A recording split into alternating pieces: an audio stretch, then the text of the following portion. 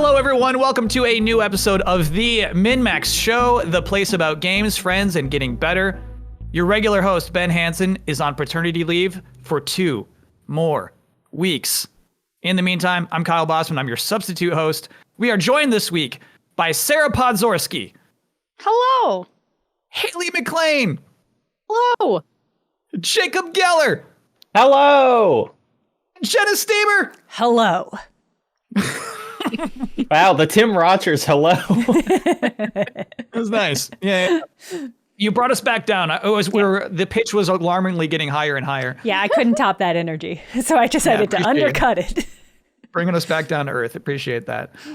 Today we are doing the Baldur's Gate 3 episode. We're talking all about it. Talk of the town. We're here for it. We will also be covering Venba. And of course, we need Sarah's impressions on the announcement of the Final Fantasy XIV's expansion, Dawntrail. Very important. Extremely. But more important than anything is Baldur's Gate 3. It's huge. It's a phenomenon, a regular phenomenon. Of course, I think in every single conversation about Baldur's Gate 3, everybody wants to know and needs to know what the deal is with your character. And so I would like to know what this panel created.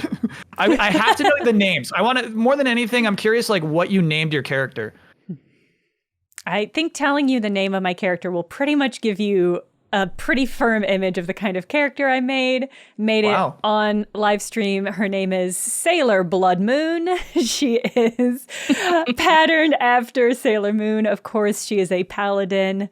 She fights for truth and honor, but she's also older. She's seen some stuff. You know, she's a little ragged. She's just trying to make it out there. She's just trying to get back to her home. Just trying to make it back to Tuxedo Mask. Does her guardian look like Tuxedo Mask? I kind of went off script with her companion. the Sailor Moon resemblance is strong. The companion's resemblance to Tuxedo Mask, it's a little off base, but I gave him that rose tattoo, that rose neck tattoo that we have. So that's the main thing. That's the connecting threads.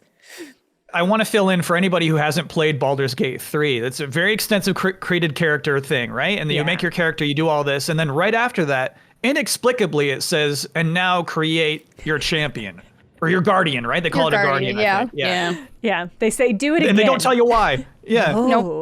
No, I have not yet seen it. I thought that was going to happen pretty quickly, but I haven't seen my champion at all. The rose tattoo. Yeah.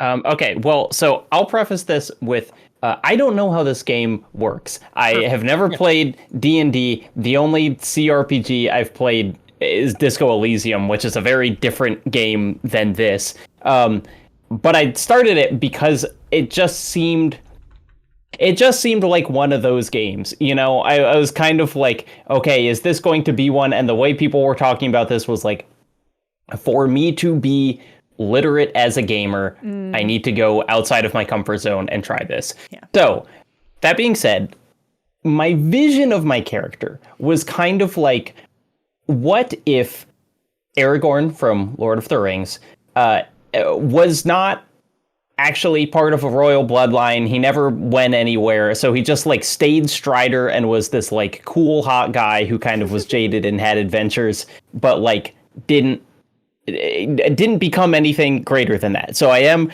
of course, a ranger. I'm a human ranger. His name is Fort Sarin, which it does not mean anything except I kind of like the combination of sounds in it. And I don't know. So yesterday, Leo and I did a stream in which we tried to make all the wrong choices making a Baldur's Gate character. And people were going, oh, no, when we were like allotting our skills. And I was looking at that allotment of skills and I thought, this doesn't seem meaningfully different than what I picked. So I really have no idea how ill-prepared my character is for the world. But he's like high on intelligence, a little lower on charisma, very wise, lower in like some of the fighting stuff. Ranger. What class? Oh, okay. I like the idea of having an animal friend. That seemed fun. Got it. From Ranger, I just think they use a bow, but you also get a free animal friend? It seems so, though I haven't found the button to summon my animal friend yet. Did you successfully create someone who is hot? Oh, yeah. Good question. You know, mature, like it's got some age lines, but like definitely a good-looking guy. I have to ask Jacob, why human if you're a human? You didn't want to be something new, or you just like being this what you are? Or what's that about? So here's another thing. I've never really played a game where I have like role played as a character that I invented in my brain. You know, I like games where I am inhabiting a character that already exists. And even in Disco Elysium, where you have a lot of choices, the main guy is like, he has a backstory. He has kind of like a thing.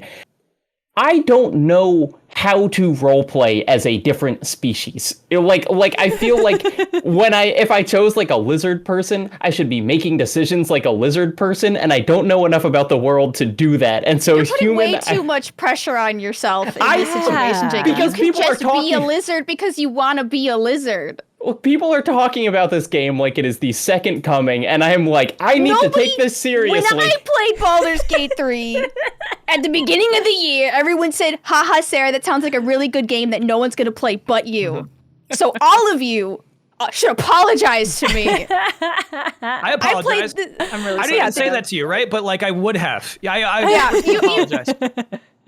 Thank you. I feel vindicated now. Yeah, because I played this back in October 2020 was the early access. Wow. So I've been waiting. I've been biding my time for this game. Yeah. Slowly but surely. I have 3 characters. I have 3 campaigns. About to be 4 campaigns. Like the game is about brainworms, and I also have a brainworm for Baldur's Gate 3.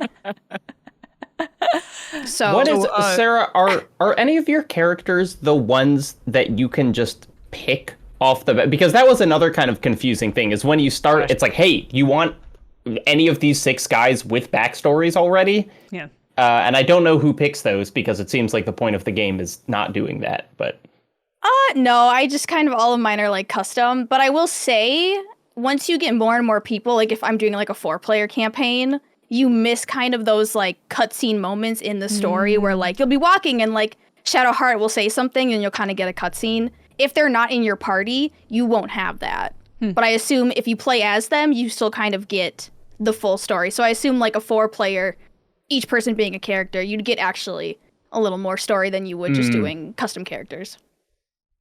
So Sarah, you got 4 characters. Which one is your one?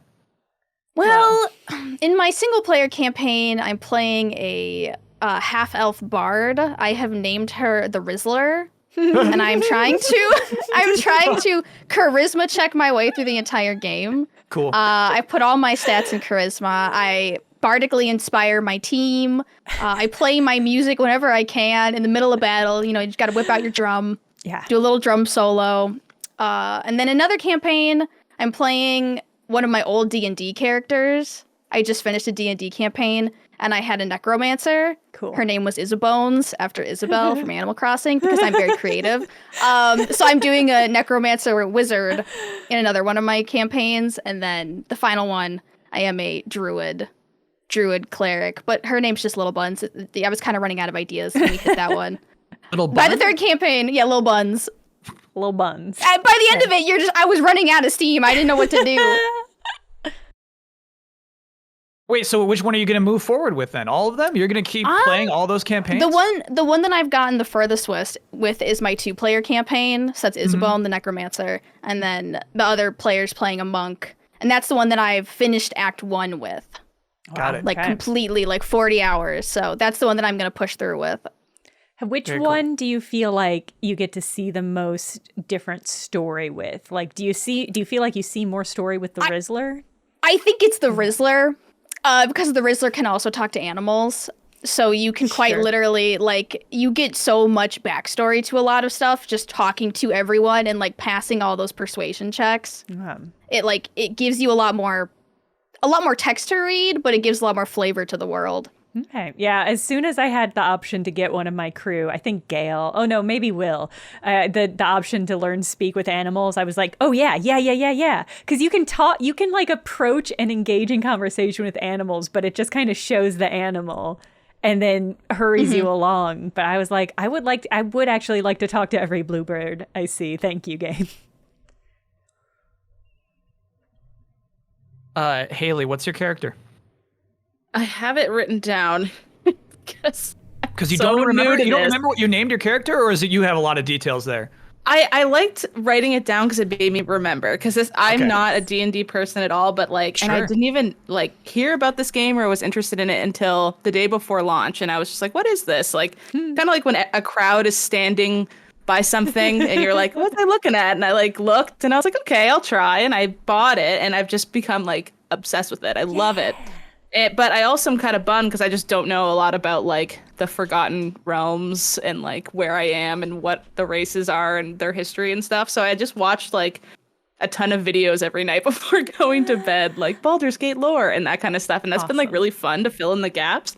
And then while playing, you'll be like, oh yeah, like I kind of understand that better now from the context of just playing the game versus watching the YouTubers with their 4-hour lore breakdown videos that I weirdly love now. But I'm a tiefling, so that's with the devils.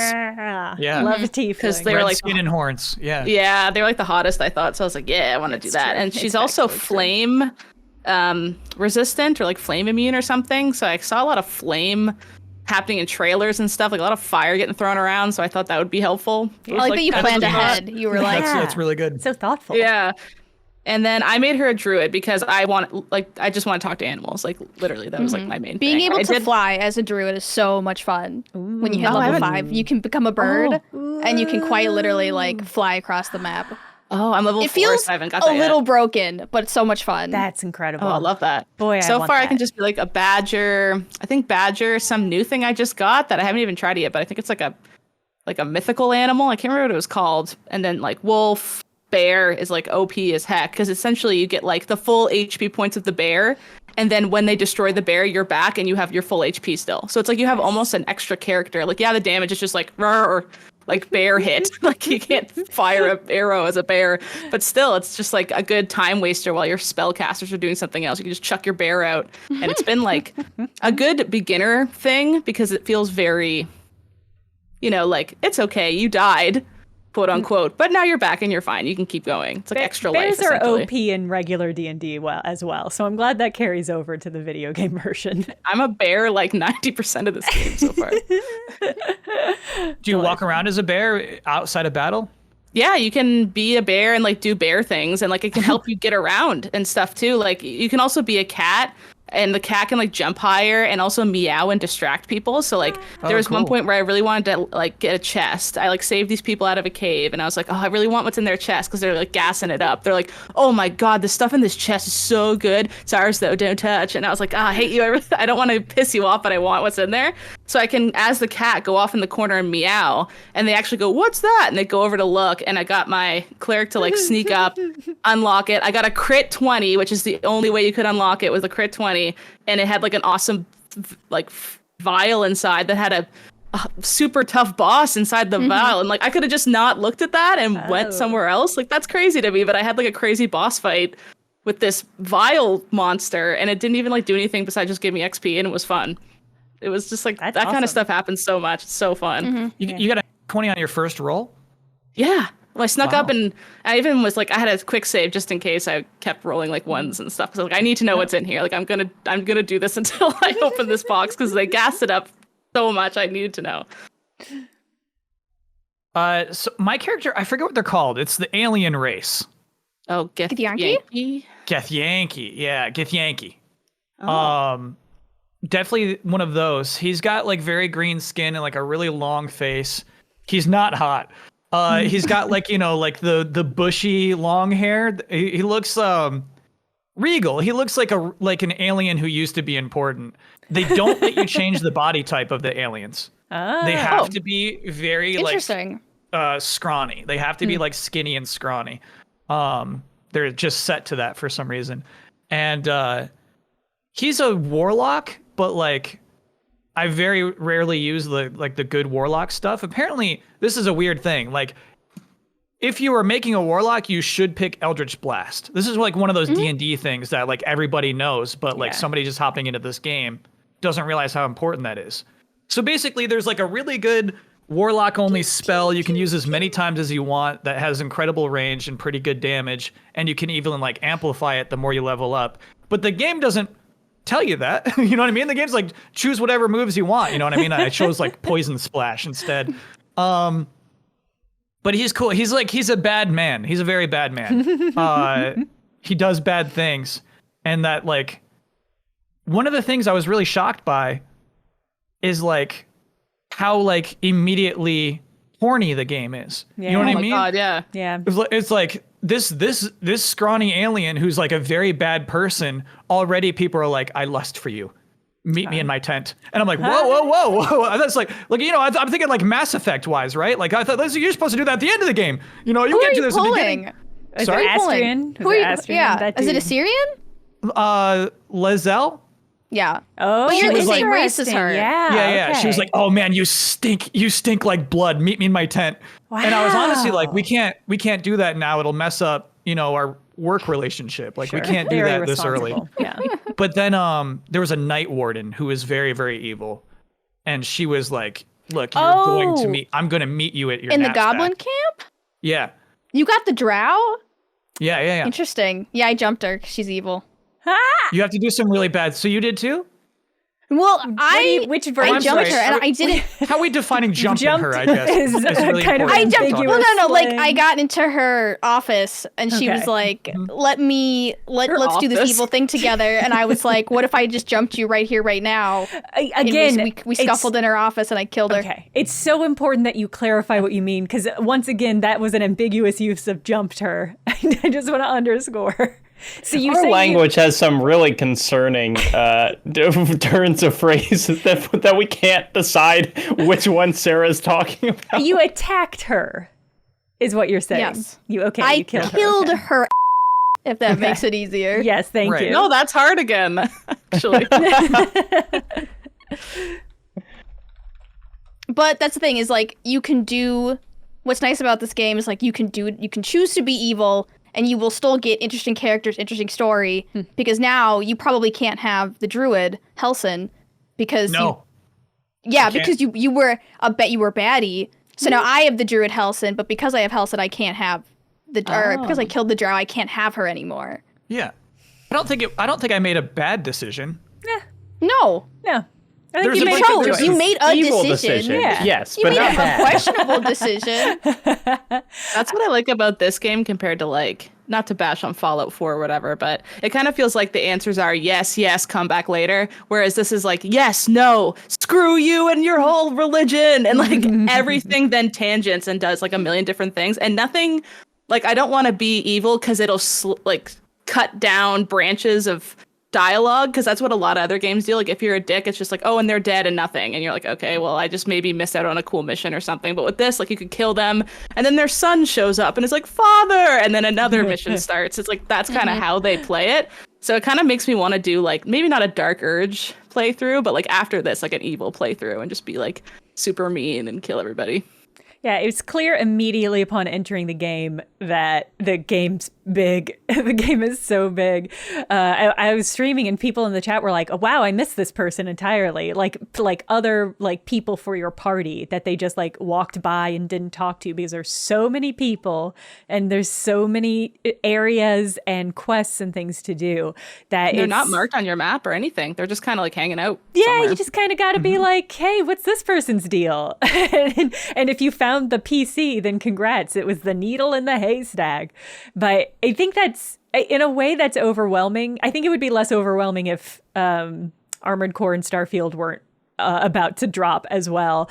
But I'm just like, I really want to play more of this game, and I don't know when I'm going to have time to play all of the game. But it's exciting to like watch other people stream or to talk about it like this, because it's just like I get to get these little peeks into what it's like being like an evil character or something. Mm-hmm. Yeah. I would love to hear more from Sarah or other experienced people about like the combat, because that's another part that is like really new. And I just remember, or very early on, I was kind of scrolling through my options, and there was I forget if it's called like dip or plunge, but it was like stick your weapon in something and then it will have that something. And just having that option, I was like, oh my God, Like the fact that like wherever I am, I could be like, okay, what happens if I get mud on my sword and then hit someone with it or whatever? And honestly, kind of a Tears of the Kingdom way of like, what happens if I attach this plow to my sword? It's sort of like Tears of the Kingdom, the improv weapons, like where you can just grab the nearest object and like improv use it. That's fun. It's absolutely insane how close to D&D this game plays. I think it's one of the best digital versions of D&D that I've ever seen. Yes. And I really hope they take this engine and apply it to more D&D campaigns. Because I've been playing D&D for a while now, and, you know, it's one thing to just sit around the table and be like, yeah, I cast Fireball, this is the damage, here's the radius. Versus in this game, you can just be like, I click, and it does the math. It does the math for you. You can visually see where Fireball is, like, going to land in the environment. It's just such a great... It's great visually being able to see all of the things you've just been like speaking up to a certain point. Like I didn't know what like half the spells looked like. And honestly, being a druid kind of sucks in normal D&D because you have to be like, okay, I'm a bird. How many hit points do I have? What's my new range? Versus in Baldur's Gate, it just calculates all that for you. Yeah. I think it can be hard coming into it not knowing D&D. It's a little like, what's a cantrip versus an action versus a bonus action versus movement. It can get a little like, why can't I do anything? You know, like it can get a little confusing. But I think if you can pick it up, like it playing D&D made playing Baldur's Gate 3 easier, but playing Baldur's Gate 3 also makes playing D&D a little bit easier, I feel like. I think that's do you feel like it might be hard to go back to D&D and do the math after this? Are you spoiled of it? I mean, it is a little... It's going to be hard to go back and then just, you know, be like, oh, I got to use my imagination again, even though, you know, it's like Avard's black tentacles are going to be so much less cool on my tabletop. But yeah, I think the nice thing about D&D is that it's more like communicating with other people. Whereas in this game, if you're like playing single player, there's like less communication, coming up with a plan. So I think, yeah, they excel both in their own areas and are both very enjoyable. I think an issue I ran into as also like a longtime D&D player is that like the first time I got a critical failure, I was like, oh, what's going to happen? Yeah. Have I got to fall on my face? Is my sword going to break? And those are the sorts of things that when you're playing in a live game, it's like a spontaneous choice that the DM or DM is going to make to be like, oh, wow, you critically succeeded. Tell me what cool thing you did because you succeeded so well. And like in this game, it's just like an automatic success or failure, which is also nice, but it is like, it's so close to D&D that when those things happen, part of me is like, oh, but I wanted that. There's no like extra layer of spontaneity and delight that you get from those moments in a live game. And like, that's not to undercut it. It's just one of those things where I noticed feeling the pangs, the D&D pangs. The other one being, boy, do I hate controlling 4 people in combat. Like, you hate it? I do not like it. I've never really liked it in this kind of game. Like I didn't like it in Dragon Age or anything like that, where it's just like, I made a choice for my character, and I also have to know the loadout, I have to know the equipment, I have to know all the spells for 3 other people. There's just a vibe about that where it's like, I'm sitting at a table with 4 character sheets, like you're like a bingo master, like when you see people at bingo halls and they have like 20 sheets and a number is called and they're like, bam, bam, bam, bam, bam, bam, bam. It's like that, but for D&D, which I find at times to be...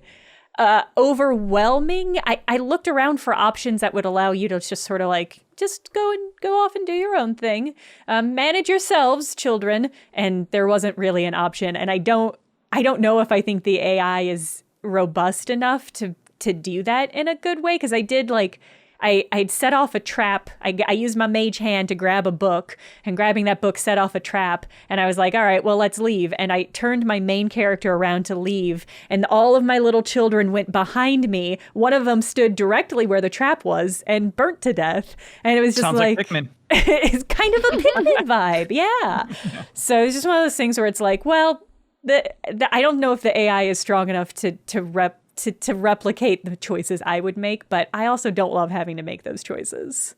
But so I think that's what's wild is that, you know, you two are comparing it to the tabletop game. And I think that's what makes it so different from other RPG video games we've played, is just that the battles are not frequent. You know what I mean? It's like they're just longer. They're more detailed. You put a lot more thought and effort into each individual battle, which I think is something that really separates it from most every other. You know, you do thousands and thousands of battles on disc 1 in most RPGs, you know?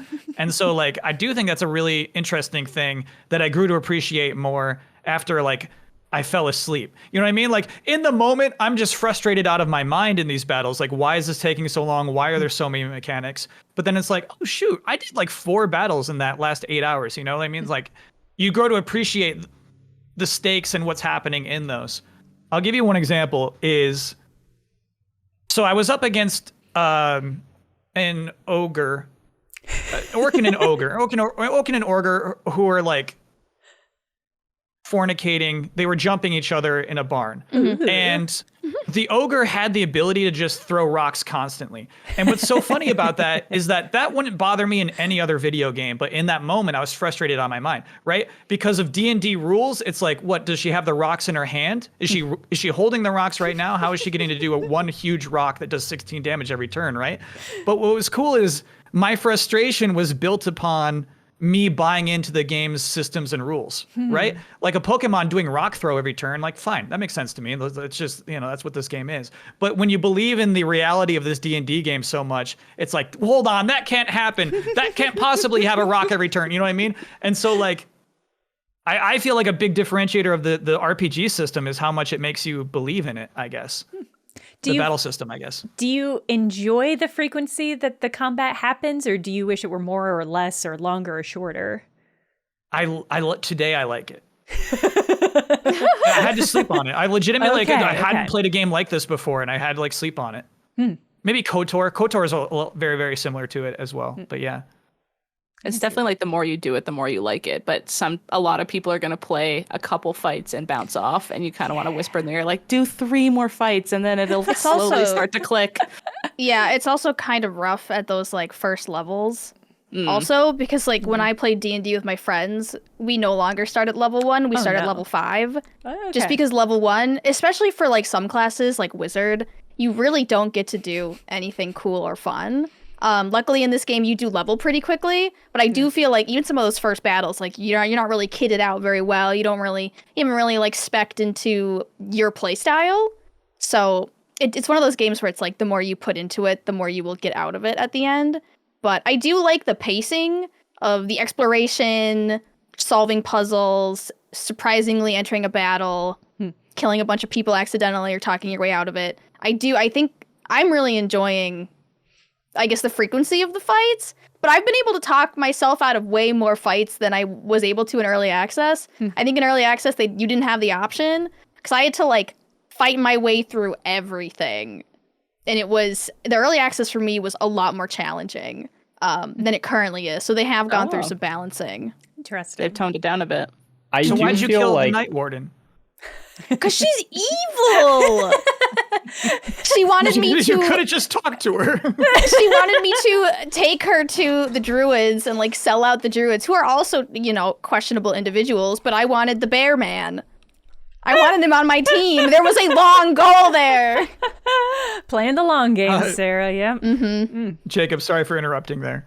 Oh, I just feel like it's like I am playing this right now. I do really want to like give it a chance, even though I am very intimidated by it. But like already it has the kind of energy of like a Dwarf Fortress or an EVE Online, in that my friends are telling me things that they have done in the game that are just like these stories that are just so absurd. And I'm like, oh my gosh, what an amazing game.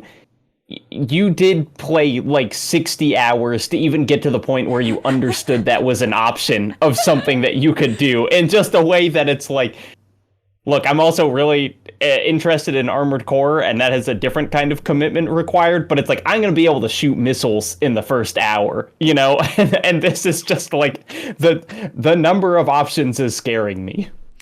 That's interesting. Yeah.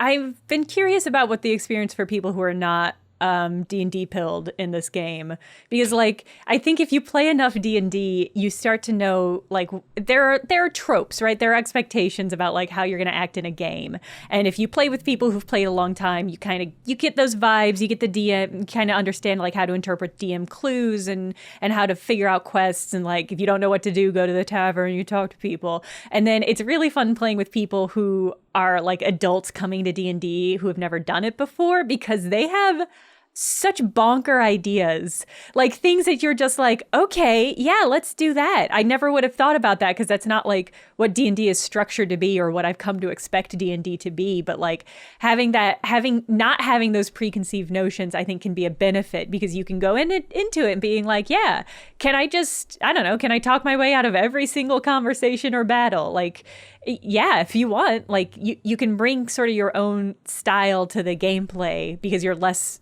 like burdened with those expectations, which I think is cool. I think I have an anecdote for that where I don't play D&D and I wanted my weapon to have fire, and I had a candle. So I put the candle on the ground and lit it, and it let me dip my weapon in the candle, and I got fire. So, that might be like another rock thing. Like in a real campaign, your DM would be like, no, it's a candle. Like you extinguish the candle and you move on. But in this game, it's like, yep, that's a fire. Go ahead. That's great. Just imagine this cool demon with red skin just pulling a candle out of their sack and just setting it on the ground, and then just, yeah, that's awesome. A Bath Body Works. Yeah, I've got a spell for that. Yeah, there's so many, like, I think what's great about this game is, like, I do have 3 different playthroughs, but they're not the same. Like, yeah, escaping the Nautilus is, like, getting a little boring, and I hate it right now, but it's, like, each playthrough is different, and each playthrough I'm noticing, like, different things, and I have different options based on my class and, like, what race I am, and, like, I don't know, I think from, the first 5 hours to, like, the 40th hour, I don't think it's changed too much for me. Like, it's still going. Even though I already played it all in early access for 30 hours, and then I did it again when it came out, it's still just as good for me. This is my Tears of the Kingdom, you guys. This is it for me. Low-key like this more than Tears of the Kingdom, which is crazy to me. Yeah, like, it's great that I can walk 5 feet and actually find a quest and not just another Korok under a fucking rock. Sorry. No, I agree with you 100%. It's nice to actually find interesting quests for once, and not just an NPC that maybe says something weird. Yeah. Can you imagine what the 210s are going to be like this year, where Ben does the thing where he takes for granted, he's like, well, let's just put Tears of the Kingdom at number 1, and then all of you will be yelling at him that he can't do that. He'll be like, but where's your passion about Baldur? Where's your passion level here? We should clip this exact moment in order to hand off at that time. It's really hard to have that passion level at the tail end of like 5 hours of recording or however long those episodes are. Yeah.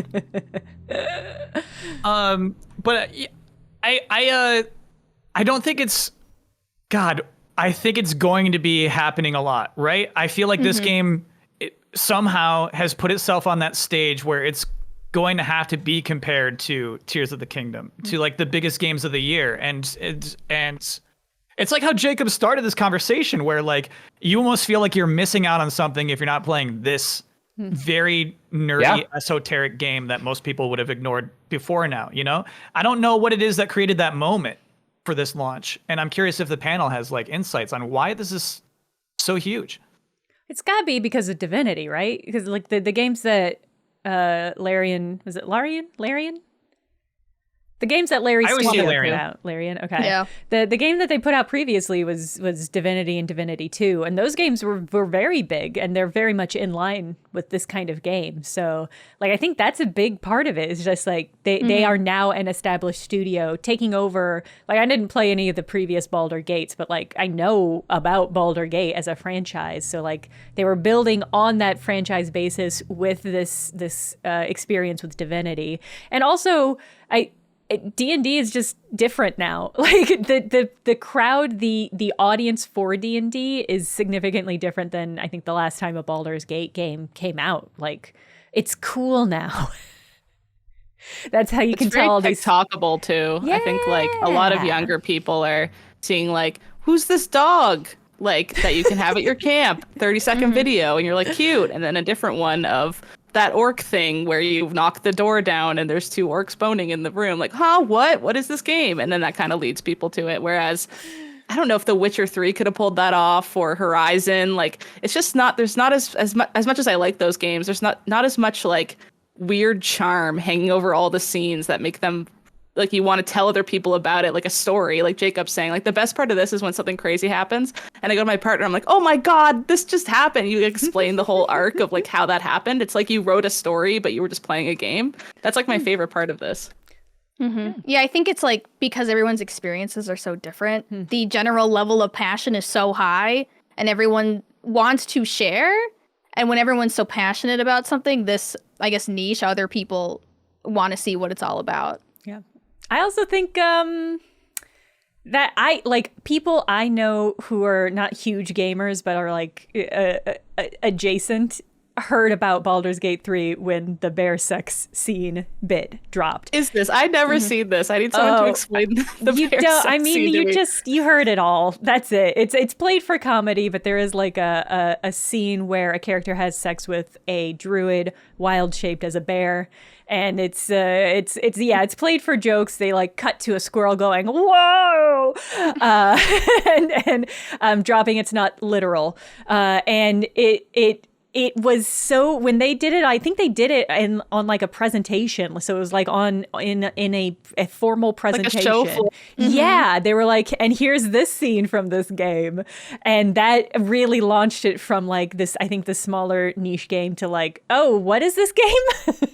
Was the crowd reaction like roaring applause, or what was the vibe in the room when they showed that? That's a They're great like, question. I've waited for this my whole life.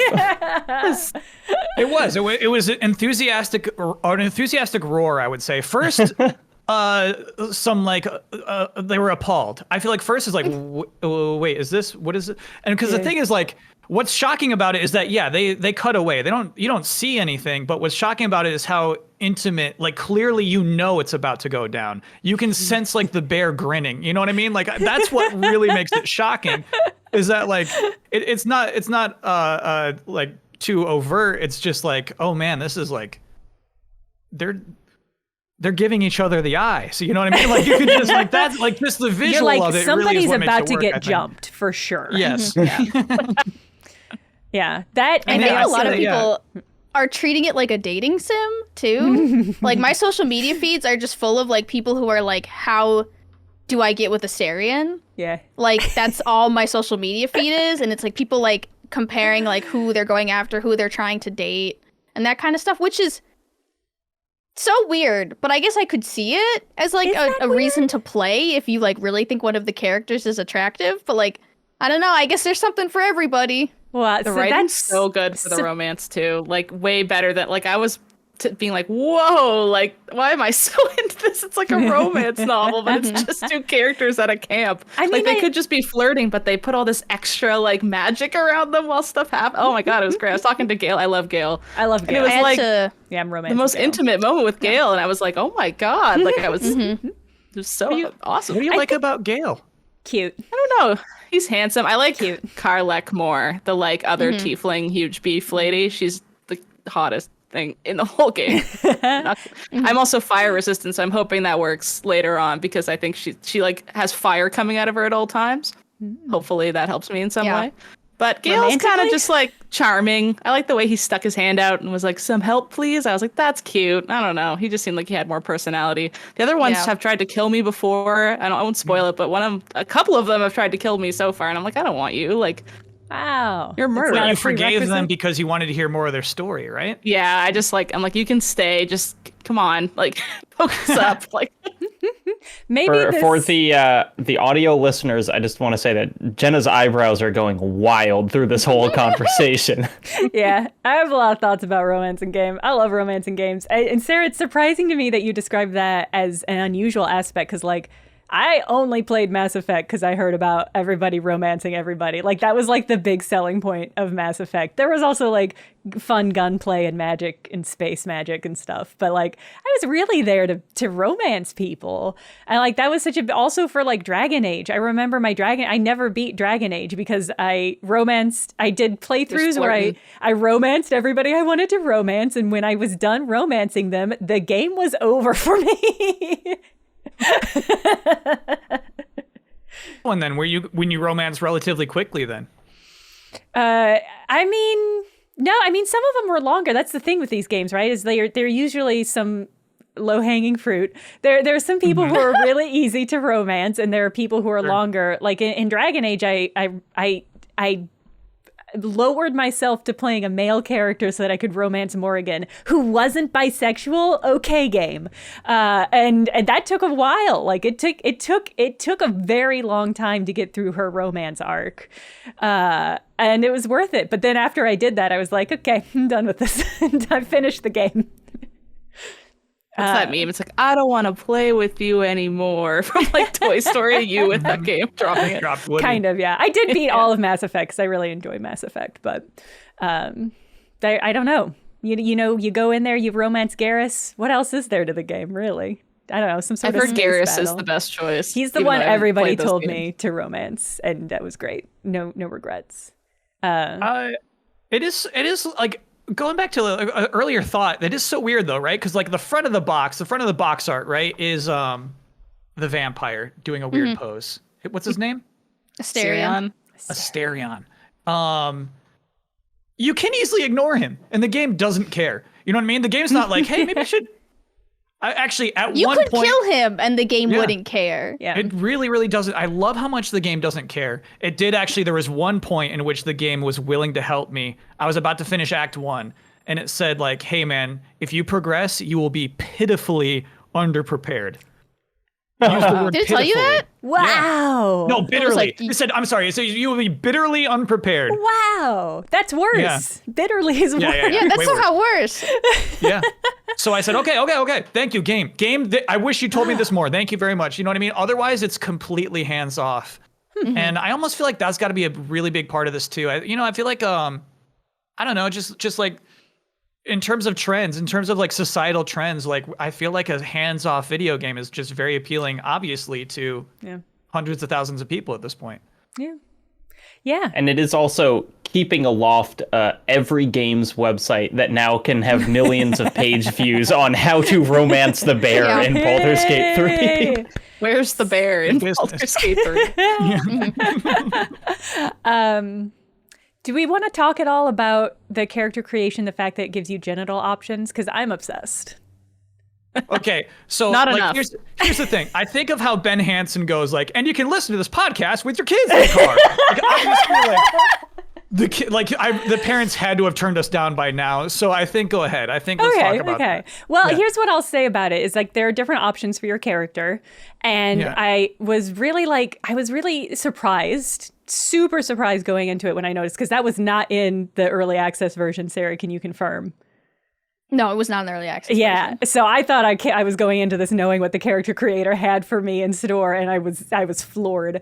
But I read an interview with some of the devs, and they talked about how this choice was motivated by like being true to like how people want to role play, and like sometimes you want to role play your body. Like your body is an important aspect in this role playing world, and so like the fact that you can choose like different body types and different voice types, and like you've got all of these customization options. They were like, actually, this isn't for like sex scenes. This is for like you playing the character in the fullest and most truest way that is for you. And like they also called out the thing that I think is funny in games where you're wearing like really skimpy armor, and then you take off all your clothes and you're wearing more underwear than you were previously, because nudity just you can means you can steal your companion's underwear, and if you want really sexy underwear, Lazel has the best underwear. Lazel Oh my God, yeah. does? Wait, is it the outfit Lazel. she So wears? you can just at the she has camp? like the full BDSM, like just a bunch of Yes. straps. Yeah, Yeah, I you love can just that. grab that from her. I That's can't take her really cute. seriously at camp. I'm like, she'll be talking about the worms, and I'm like, yeah, okay. She is ready to go clubbing, which I love Yeah. for her. But literally, not to a club. I will say, in terms of the role playing, a choice that I have never been confronted with in a game was, do I want my character to be Jewish or not? Yes. And I decided, you know what? I'm role playing as a non-Jewish man. Why? Still human though. Yeah, what's the why there? What was the justification? You know, I was like, I'm gonna put myself in someone else's body, and maybe their parents made different choices. That's nice. I think it's nice that the game is like, let's actually talk. Let's confront this. Let's confront the fact that genitalia do not necessarily exist for sexual purposes. Like, they are a part of your body, and that's good. Like, I think that's a really thoughtful and interesting approach to character creation, of being like, yeah, our bodies are important, and the shape of our bodies are important, and we should be allowed to be happy with them. And also just the idea that it's like, it's actually more work to like gate this somehow. You know, if we were going to make like only this gender can have these genitals or this voice or whatever, it's like it would be like more confusion, more kind of complexity. It's like, for what purpose? Like, who cares? Who gains anything by having that? I will say, though, I misuse it. I just stand in the background of my friends' cutscenes and take all my clothes off. And you can see yourself standing stark naked, like, over the shoulder of the NPC they're talking to. Like, all I do is abuse it. That's amazing. That's excellent. Yeah, ruin their story moments. Parents, you can turn us back up again, because we're about to talk about Venba. Venba. So Jen, I feel like you were saying, hey, we got to talk about Venba this week. It seems like you were truly into this game. Were you into it before you played it, or you were like well aware of it, or is it just kind of a surprise after playing through this? I played the demo. It was just on a list of demos that I wanted to try because I'd seen about the game, and I was curious about it. So I was like, if we say we're gonna talk about it in the MinnMax show, then I have to make time to play it, which I did. It's not very long at all. It's only, I think Haley, you estimated like about 2 hours, which I think is right. An hour and a half, yeah. Yeah, it's very brisk. It's very beautiful. I definitely cried at the end.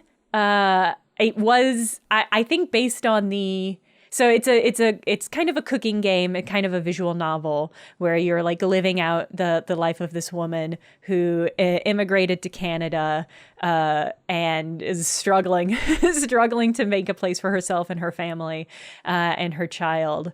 And the cooking plays an important part in like their family build and their connections. And I think going into it, I was expecting there to be more cooking or more story perhaps, but I was not disappointed with the experience of playing through it and like trying to figure out all of the kind of puzzle aspect of the game, of the cooking. Yeah, so like typically you tell me like, hey Kyle, this week we're talking about like a cooking game. I would say, no, I'm not going to play it.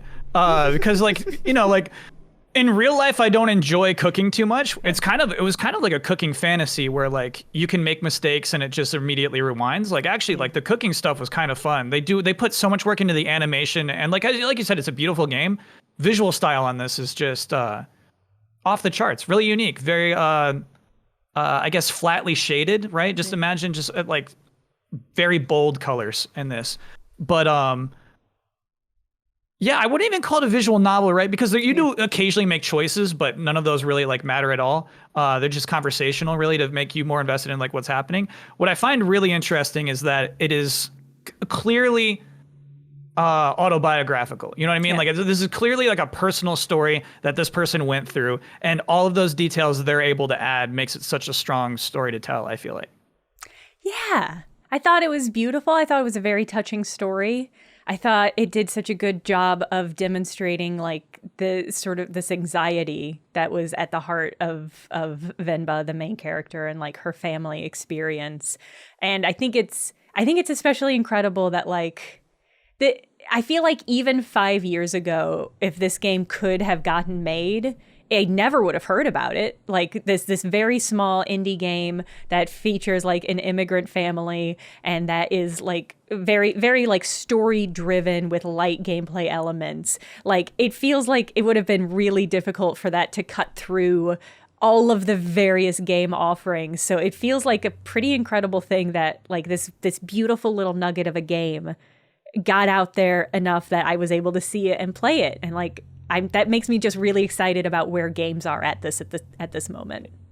You know, it's interesting you say that, because actually the game that I was most thinking of while playing through it was a game released 5 years ago that is one of my favorite games, period, which is Florence. Okay, Florence is, yes. I think, yeah. I think this game not owes a lot to Florence, but I think and Florence is the started at least as a mobile game developed by Mountains. It's kind of like a love story, again, kind of a visual novel with interactive elements. Yeah. I think that like it is interesting playing through these games which really like live on their art style, not to the detriment of story or character, but like communicate that story and character through the visual style of the game more than having like mountains of text. You know, it's like there is not that much dialogue in this game, even though it is kind of a visual novel. I love that about it. Very succinct speech bubbles, actually. Yeah. And you get the best part is like you get a lot of storytelling through the gameplay parts. It's like you actually make fewer dishes in this game than I was expecting necessarily. You know, it's like it is not a cooking mama. You make like probably 10 foods throughout the course of the game, but every cooking sequence has like a emotional element in it immediately. Like there's no just like, gotta make breakfast, so here's what I'm gonna do. You know, it's like it is always motivated by something, and like the way that the cooking plays out is kind of reflecting the what point the characters are emotionally at in the story.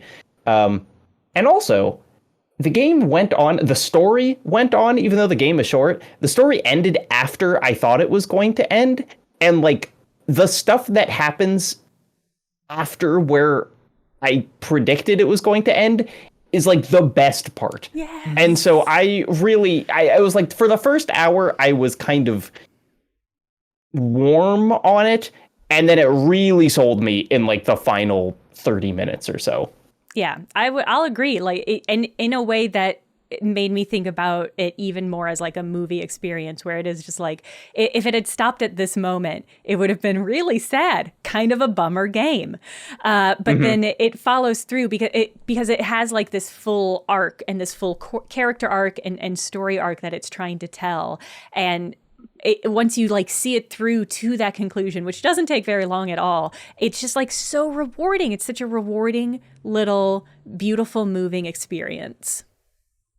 Yeah, I think it does really interesting discussions on like how it feels to be a first generation immigrant and a second generation immigrant at the same time. Like the loss of a culture to assimilate to a different culture, not just as the parent, but then watching that happen to your child, and then how the child might feel about that as they age, microaggressions of certain cultures of like, they some really important perspectives that aren't really in games. Like just an example is like, I've had friends say, it's really frustrating that when I was a kid, they'd say my food smells so gross, like I hate your food. And then later on, when they're older, they see the same people on social media sharing pictures of the food they once told them was gross. Yeah. And they're like, oh, so now my food and my culture is trendy, so it's cool for that to be posted. Like this game kind of tackles those kind of things in a colorful way, and you can tell that this person directly experienced them for years and years, and that's how they weaved it into the story and gameplay of this. Yeah. And you can tell, like, I don't know this for certain, but you can kind of tell that the story is coming from, I think the writer is the second generation immigrant child looking back on a perspective and writing it from that lens, which is kind of like, I don't want to spoil it, but that kind of makes the second half that Jacob's talking about like more meaningful, because that's kind of how it comes full circle, and you're like, oh, now I'm happy again, but it's still bittersweet. But like, it's just a really beautiful game that I wish there was like more and more of. But now I feel like you're saying, Jenna, there probably are. I just haven't found them. They haven't reached my social media feeds or something. So yeah, I mean, search them.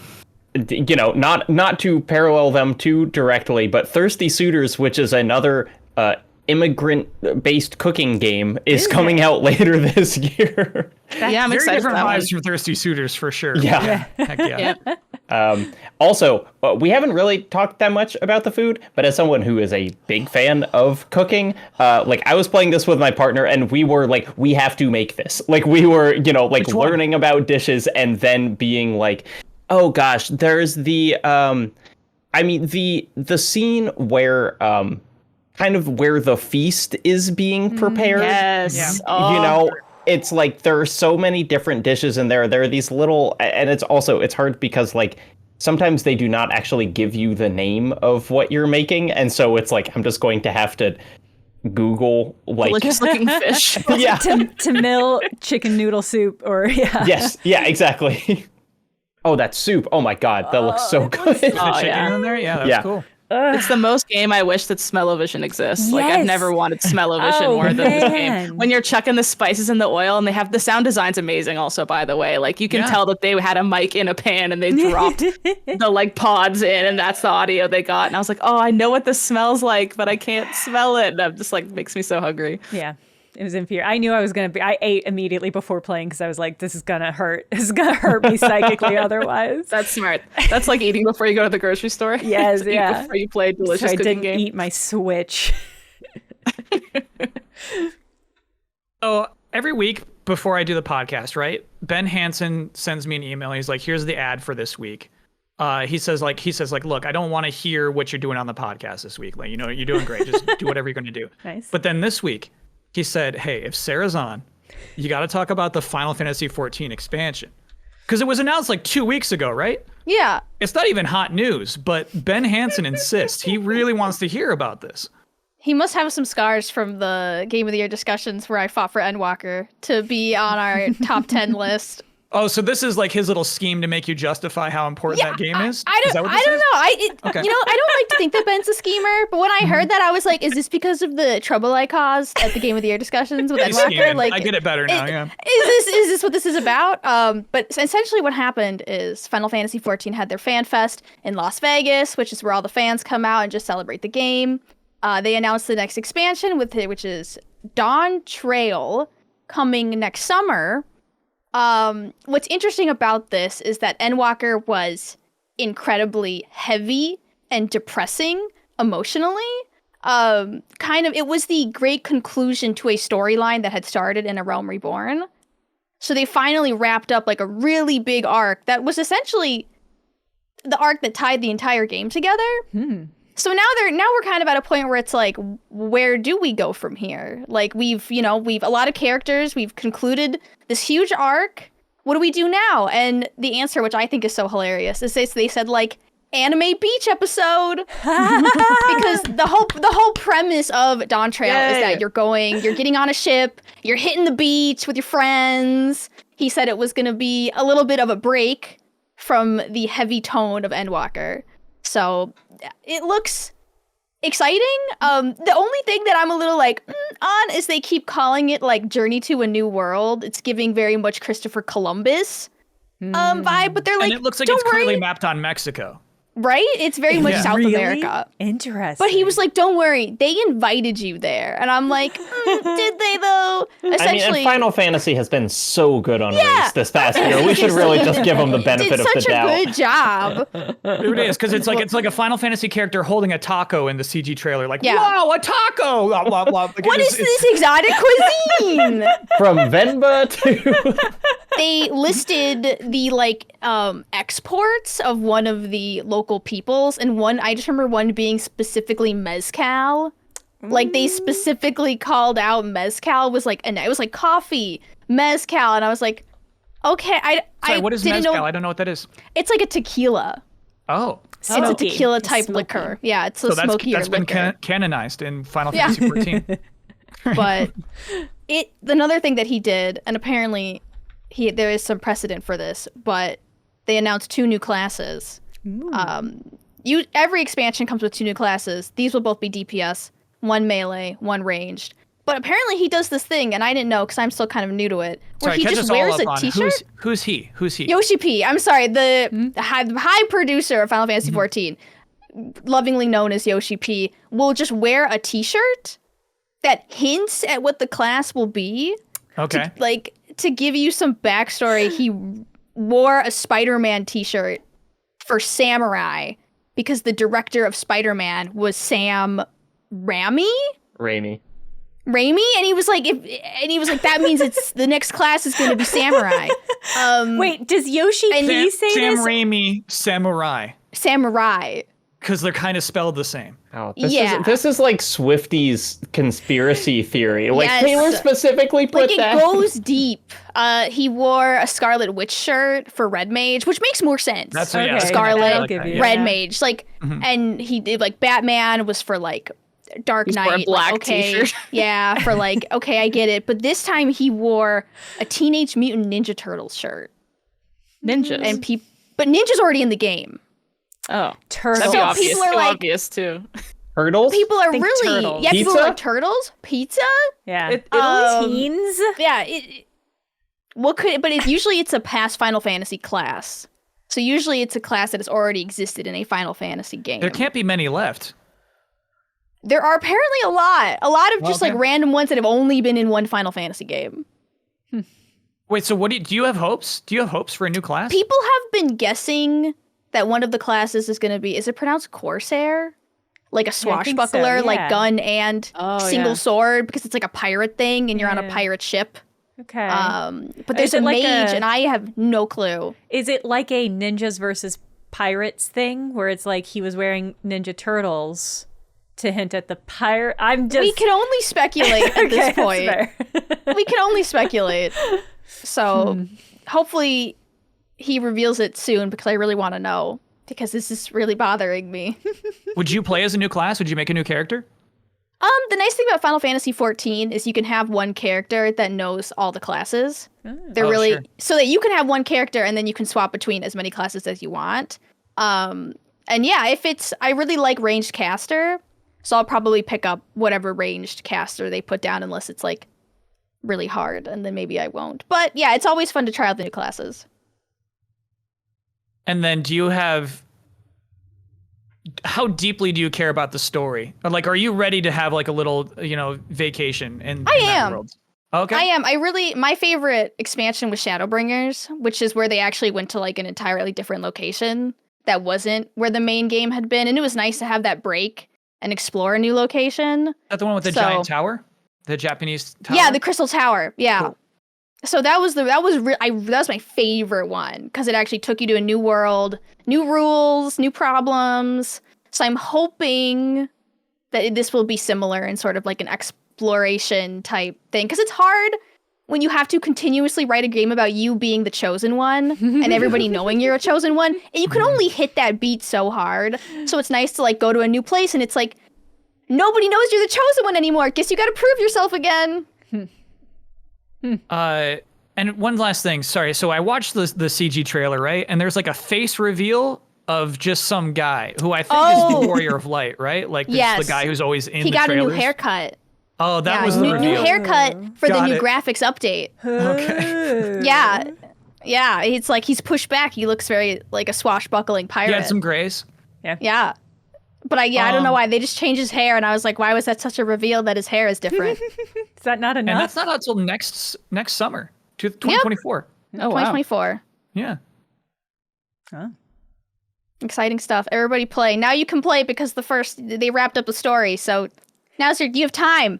You have a year. You have a year to get from A Realm Reborn all the way through Endwalker. You can play up to and through Stormblood for free. For free.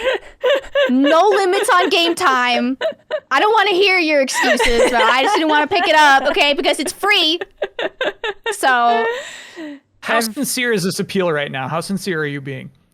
very sincere. Oh, okay. But also, like, it is free. So, like, if you got time, what are you doing? Well, you got better things to do? No, you don't. It's a Final real- Fantasy it's a- 14. Armored Core? It's an interesting definition of free. It's like, hey, it costs no money and 400 hours. So It does cost a lot of hours. I had one more important question. How does this whole thing operate? Not Something for free. called For free, but not for Patreon? free?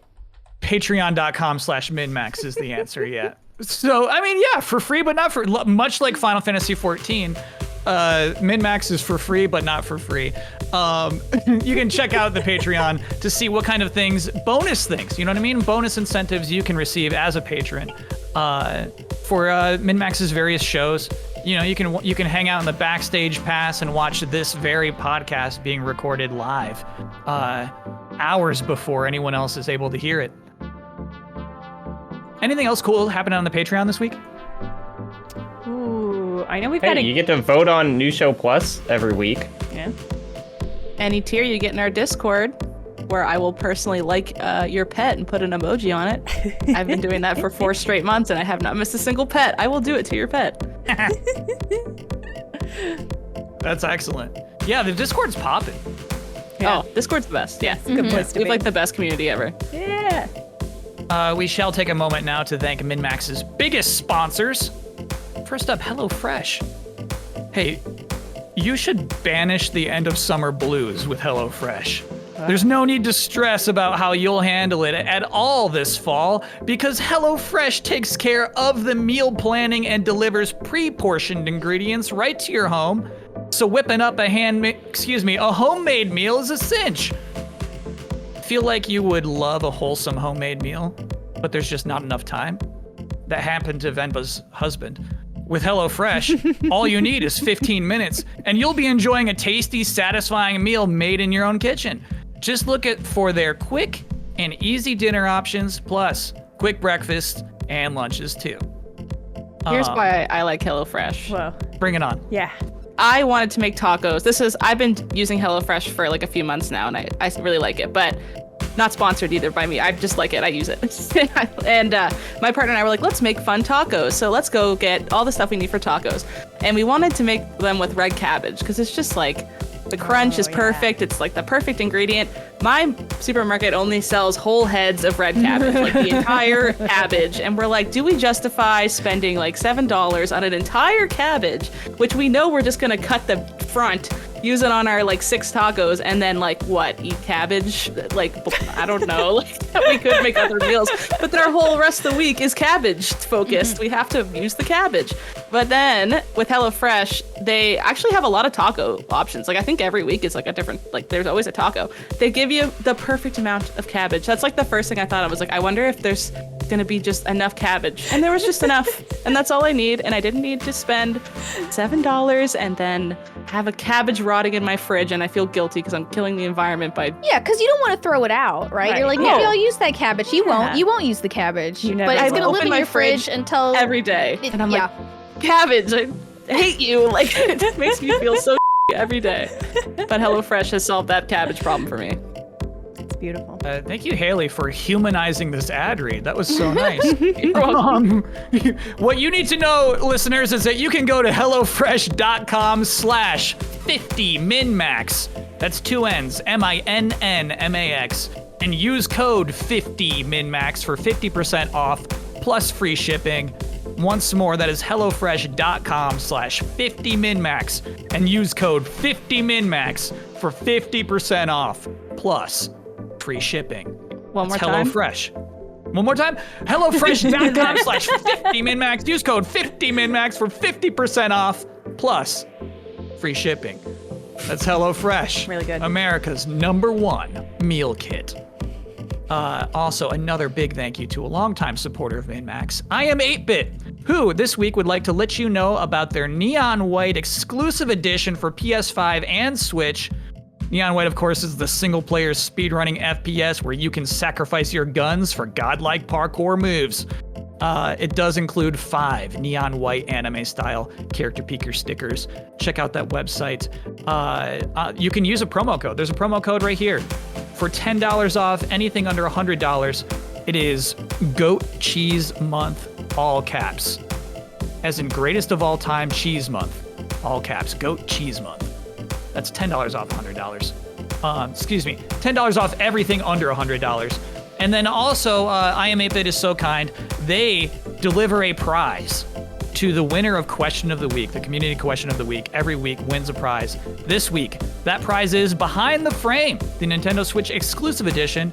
The neat special pack-in with this one is 3 actually mailable postcards featuring art from the game. That's cool. Very cool. Thank you to everybody who makes MinnMax operate. And now, time for community questions. As I just said, always high stakes with these because the best question wins a prize. Those good prizes too. Yeah. And there's no real determining factor for like what is the best question. It's always just a vibe check. You know what I mean? It's it's however the panel really just vibes with at the end of the conversation. Let's start with this one. From Felix Diaz. Nowadays, we are so informed about video game releases, but when do you remember having an overwhelming anticipation for a video game release for the first time? The first one I remember being very aware of to the point of going to the midnight release may have been GTA 4. First time you ever been insanely hyped for a video game that you can remember? I have never in my life been more excited for a video game than the release of Super Smash Bros. Brawl, which was, I think I've talked about this before, but there was a thing called SmashBrosDojo.com where every single day, like at like midnight, they would release just one thing that was going to be in the game. And it might be a character, or it might be like the Pokeball is in this game, or like a stage or whatever. But every single day I would wake up and I would look at Smash Bros. Dojo before I went to school. And then I would go and I would talk to my friends about like what had been on Smash Bros. Dojo. Calendar. Yeah, I truly, and then, and I went to the midnight release and like Super Smash Bros. Brawl, a good game, kind of a disappointment after Melee or whatever. And so like it was, I also had the experience of like, I've never been more excited about this, and I'm coming to terms with the fact that I just kind of like this and am not like having my life changed by it. Do you remember the first time you slipped in Brawl? I mean, I assume the first match I played. To me, that was the moment. That was like hold on a second. That was like maybe the first moment where I'm like, maybe this isn't super hyped. I remember that well. Do you feel like that changed how you approach getting hyped for games? I think, it's hard to know, because also it's just, I was in middle school, and I think we have more of a capacity for excitement in middle school. But like, I don't know. I'm not like a giant sequel is not like well, of course it's going to be good that it was when I was 12 years old. Fair. I'd love to hear more of those. Mine's got to be. It was. Oh no, go ahead, Sarah. No, okay. Mine's got to be the Animal Crossing for GameCube. I don't even know. There was not that much information out about the game when I was a kid. All they had was the commercials. Do you guys remember like the people in the Animal Crossing villager costumes? Like they were really into that, like human in giant costume. So all the Animal Crossing, and they were doing like a Friends thing. They were like, imagine if your neighbor was a gorilla, like Animal Crossing on the Nintendo GameCube. And I got so into it. I was literally drawing photos before the game came out. Like I was drawing little pictures of everything I was going to do in the game. I was like, I'm going to go fishing. I'm going to water my flowers. Like I'm going to talk to my neighbors. I was so into it. Power or something? What were you reading? No, I literally just commercials on TV. Must have been the only way I was getting any information about the game, which is crazy. Yeah. Wild to think about. You were just like every time the commercial came up, you're scribbling. Just like tap on TV, just trying to like remember every detail of every little thing they showed. And then how long after the game came out did you go pick it up? I think I got it for Christmas. So it's one of those things where it's like they released the game and then I had to wait in anticipation. Yeah. Knowing that I was probably going to get it for Christmas. And so then I think in this case, it paid off, right? Absolutely. Everything you were drawing and doodling like paid off in the game. Yeah, I immediately opened the game. I got chased by bees and I cried. We got over that. And then I didn't know how to save the game. So Rossetti yelled at me and then I cried again. But once we got past those learning curve of playing Animal Crossing, it's been like one of my favorite franchises forever. I think for me it was Nintendogs. I remember being so excited for Nintendogs because I just was such a dog kid. And like the thought of like, I have a digital dog that I can raise and it listens to me, ? Like, you remember how you had to yell like, Lucky, Lucky? And like it would eventually learn its name. Yeah, and it like took forever for it to learn it. Sit. You would take it to agility courses and the two dudes that would be like, pretty good, Silver. And you'd be like, damn it, you'd have to go train your like 12-week-old puppy. keep Yeah, training. do to it run better this next course. time. Do you remember how you became aware of Nintendogs? Probably commercials too. I remember they had really cute commercials for Nintendogs, just like real puppies, like in a basket rolling over, and then they'd like be teleported into the DS, like swoop, and then you'd be like, "Now I'm holding it in my hands." And you saw that commercial and you're like, I gotta get that I gotta game. trap those dogs portable in my puppies. game. That's amazing. Because there was other kind of like you own a dog games on like the Advance, I think, or like even on the DS, probably before Nintendogs came out. I remember there was like dogs with a Z. You know how there's like horses with a Z? Oh yeah, cats with a I Z. love I love cats. that game. Yeah. But that was just like 2D and like you just run up to the puppy and you go like this and the heart shows up. Whereas like when Nintendogs, you're like scratching that little head with your stylus and it's like, hell yeah. And it feels more like actually petting a puppy. My kid brain was like, oh yeah, I need that like immediately. I need that day one. They weren't well-modeled dogs, to be fair. You know what I mean? They weren't like overly cartoonish or anything. They were like, those were good-looking dogs. What They had a lot was of evil breeds, is you had too. to own different games to own different dogs. Yeah. Right? So They like did. there They were like like 3 Pokemon. or multiple DS games and you're like, well, and they would split the good dogs up. You'd be like, well, the Shiba Inu's on this one, but like the Pomeranian's on this one. So like they would purposely split, I think, They're top like tier Pokemon dogs. style that. Like, Yeah. yeah, like why So did you'd they have to do go that? to your friend's house to Dogs. see what their dogs looked like. Yeah. Look, much like in real life, spending a lot of money on a purebred, not worth it. Just go to the shelter. They got plenty of good dogs there. Hell yeah. Yeah, There was but no mutt breed. It was only No. purebred, poodle, lab, like only those guys. Jenna, what do you got? What was the most anticipated, most hyped you've ever been for a video game in your life? I probably for Portal 2 because I was so into Portal 1 and I was just like, more of Portal? Ah, that was probably it. I was just happy to get any game growing up. So like the idea of desiring a game is so foreign to how I grew up. If a game found its way into my clutches, whatever it was, I simply played it until I could no longer play it. But That's so fair, yeah. I remember that. yeah, terrible games. But Portal 2 is the first one that I can remember being like, oh my God, they're making another Portal game. Portal 2, I can't wait. And then afterwards it was like, I can't wait for Portal 3 to come out. Surely they'll make another. Still waiting. This is the start of amazing things. Yeah, it's trilogy time. Come on, Valve, Man. let's see it. That really did feel like a different time, man. Yeah, they was like what? Like, you know, they were just on Team Fortress was happening still. Like that was a whole different Valve. Yeah, the Valve golden era of when they actually made games. Yeah. Now they just make so much money from Steam. Why would you ever do anything else ever They're in again? an actual golden era right now. Yeah. For them, yeah. For me, I was thinking about it. I think it's actually Zone of the Enders had a Metal Gear Solid 2 demo disc in it. And I think I'm actually like, if I'm like actually processing my emotions, I think I was way more excited for the demo disc of Metal Gear Solid 2 than the actual release. Whoa. 'Cause you just read about that for so long. You look at screenshots, it looks impossible. It looks like an impossible game. I can't believe it would actually look that good, or you could do all those things. And yeah, that demo is like it's like half the tanker. It's really cool. You can stuff people in lockers, and you can hide in the lockers and shoot parts of their bodies, and then like their hand stings. I'm like, my hand. So anyway, the demo disc for me, demo disc for Metal Gear Solid 2. I think most hype it's ever been. Nice. I love that it's a demo The disc. release. Yeah. Yeah. Yeah, that's how I feel about Silent Hills. Oh my god. It's funny, you couldn't be hyped for Silent Hills, right? Because like that was such a sneaky release Yeah. of what's it called? Playable demo. PT. Yeah, the PT. PT. Yeah. Playable teaser. Yeah. Yeah. PT. Heck yeah. This is from Travis and Fargo.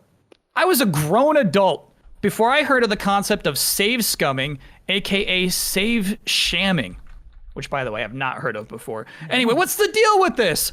I appreciate being able to save anytime I darn well please. Appropriate discussion to have on a Baldur's Gate 3 week. I will shamelessly say I've been doing this in my playthrough, but not only for really stupid stuff. Like I don't, if I miss a skill check and it's because I missed a skill check for an important story thing. That's fine. But like one time I was talking to a cow and he was being really suspicious and I wanted to know what's his deal, who is this cow? And I lost the persuasion check and he said, go away. And I was like, no, I need to know what's going on with this cow. It had no effect on anything else, so I didn't feel guilty about it after. I just learned a little weird thing about what this cow is doing there. There's a mystery to it. What was the mystery? Should I spoil the cow? Can you spoil this? I also failed that check. I failed that check as well. It's a druid hiding because he knows a war's like they're about to go into a fight and like he wants to leave, but they weren't letting the tieflings leave. And like, so no one could leave. So he's like, I'm just going to be a cow and like hide in the back and be like, boo. And then when the fight happens, he just doesn't have to fight with anyone. So he's just kind of honestly a jerk. a great idea. Yeah, it's pretty good. And he's like, I'm going to get to Baldur's Gate on 4 legs if I have to. Like, I don't care. And I was like, fair enough. And he was like, now go away. And I was like, okay. Is the question, I'm sorry, is the question saying that, is he asking us why we save scum or why there is a negative connotation attached to saving and reloading? It's a very open-ended question because he just says, what's the deal with this? But I do feel like there's a little bit of defensiveness with the follow-up sentence. I appreciate being able to save whenever I darn well please.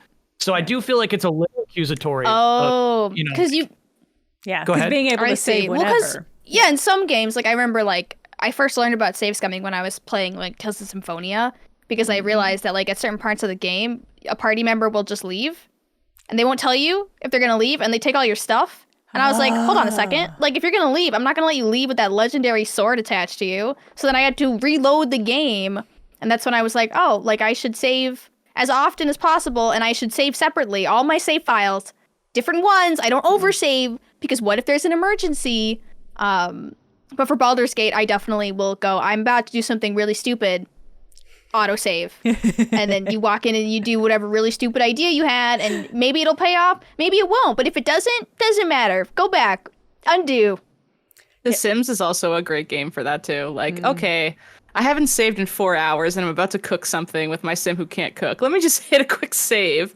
And then if they light on fire and die, I can just go right back. I've seen people lose like the legacy challenges where they have like they have to have 100 families in a row and they can't save scum as like a rule, I guess, with those kind of challenges. And Very they'll cool. have like someone who, if they don't have a kid, the bloodline's over and they'll be on like like 72 families in. Their house has so many frames of the families past. And the person will like have a heart attack from fear of a ghost. And they're just like, okay, cool. It's like the same energy as like the Bloodborne playthroughs where you can't get hit and they get hit and it just lost like that's so much of their lives, but just the Sims, I guess.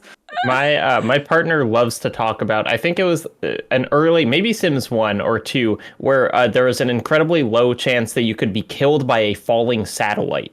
That you would just go outside and like look at the sky and a satellite would fall on your Sim and kill them. It happened weirdly a lot. Like, I don't know why, but like that would happen all the time. I had a Sim in The Sims 4 and she was a neat freak, so she hated dirt. And there was a dirty plate somewhere and I could not find it and it was f***ing her off. Like the angry moodlet was on her nonstop and she died because she was so pissed. Like she just was like, and then died and the Grim Reaper came and I was like, no, don't actually want to keep using her. I hadn't saved in several hours. And he was like, nope, you get like one chance. And sometimes he's like, okay, and signs a contract and she comes back to life. He was like, nope, she's gone.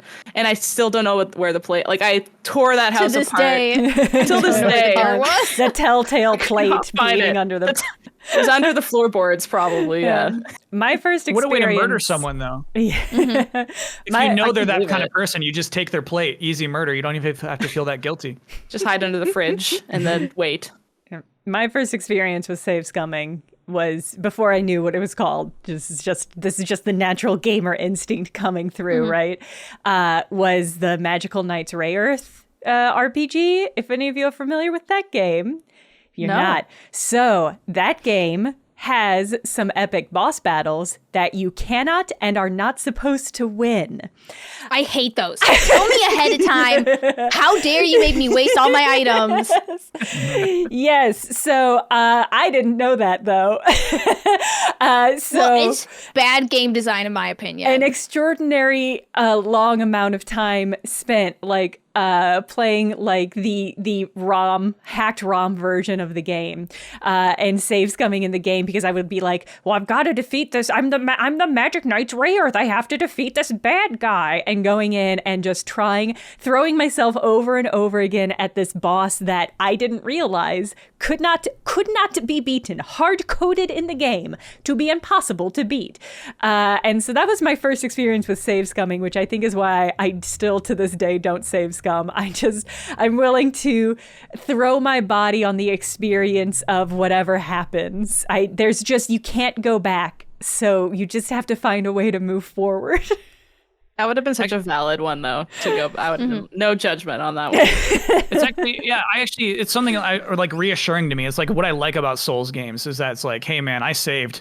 You can't go back. Sorry, bro. You know what I mean? It's like I overwrote your one save file. I actually it's kind of like reassuring in a weird way. So like I don't have to deal with that stress of managing my saves. Yeah, and I find it's a slippery slope if I live stream a game, where if I save scum once, then every time anything happens in the game, good or bad, I think people in the audience are going to be like, you gonna save some that? Can you save some? We want a different thing to happen. So it's just like, nobody gets save scumming until we've eaten all our vegetables. So it's like once in a rare occasion, I will allow such a thing. With the Baldur's Gate lens, do you guys feel like I can see how some people could get mad, like, don't save scum like a charisma check and you fail it, because that's the story, right? Like, if you were in a real D&D and you rolled, you wouldn't like take the dice and sneakily like roll it again and think no one saw. Like, just like get the output, and that's what happens. But with combat, like when a fight isn't going well, I'm not gonna lie, when hit you F6. can tell that you're not coming out on top, I will just like reload, because honestly, I don't want to have to sit there and wait for everyone to die. No. You know, and you like, can or tell. even if 3 are dying, I'm like, that's so many scrolls I have to use. Like, I'd rather just try again. Like, no one would judge you for that, right? That's the level. I feel like. I think Baldur's Gate 3 is designed around it, honestly. It's so hard that there's no reasonable way that they could expect you to get through that without dying. Yeah, I think you should save scum if you want to. I don't think there should be any shame attached to it. You find your own joy in games. Let's play a game. This comes from Christian J. Save. It's called... Sorry? I'm saving. Autosave. Save complete. Save successful. Okay. It's called Riddle Me This. You're going to get a short little riddle, and you have to guess what game is being hinted at there. Here's number 1. Your memories of this adventure may not flood back, but our time in the sun was a Sunshine. blast. Super Mario Sunshine. Yes. Yep. Woohoo! Oh, because of the flood. Mm-hmm. Nice. Mario. You can do a quick save here if you want. You're Quick 1 save. point Yeah. up. Okay, Yeah, great. quick save again. Oh, thank you. We hang on by a thread. It separates us from life. We hang on by a thread. It separates us from life. The thread? It's not Death Stranding, right? It is Death Stranding. Okay, Haley, good reload. one. Haley, reload. Take my answer. Yeah. F5. Okay, we hang on by a thread. It Death separates Stranding. us. Yes. Okay, that's 2 Oh, points. yeah. Haley, you're Yes. so good at this. Wow. Would you like to save? Is this patronizing? I'll save. No. Great. That's how I play Baldur's Gate. This makes this fun, yeah. Okay. You said it was a lie. You can't have your Portal. cake. Yes. Save. Very good. He didn't even Wait. eat the cake. Really Now, good. now I think I'm going back in time too. Like, this is like Haley's erasing my memory so she can do this faster. Yeah, that was suspiciously quick. Yeah, that was very, very quick. You are allowed to interrupt if you so choose. Okay, Haley 3, everyone else 0. Save. Here we go. And we got a new save. This is a video game riddle. The reader must now read it. Can you solve it? The reader must now read it? Oh, is this the Stanley Parable or something? Oh my god, yeah. Stanley Parable. Nice. Wow. Okay. I won't resave. I'll give Sarah one. I won't. Okay, yeah, Because then it'll be you're still in the lead. suspicious. I can't have Yeah, 100% Of win. course, They'll be yeah. like, you save scum. Yeah. From machines and software, this will be the ember that ignites the planet. Near Mass Effect? Automata. Horizon Zero Dawn? Mm-mm. Machines and software. We'll give it one more go. Again. Okay. All right. I'm gonna change my emphasis, and it's going to ruin the riddle. Are you ready? Okay. Yeah.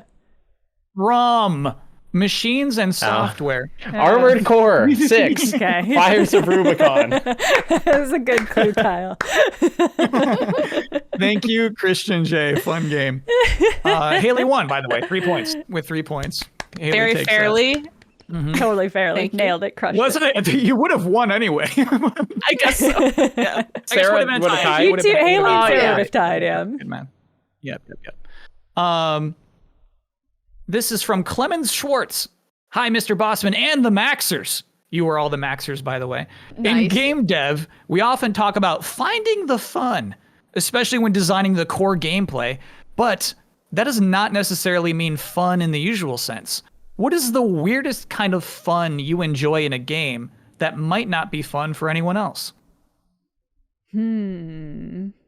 I like just riding around in Red Dead 2 and like pretending that's just me and I'm in the world and I don't have any goals.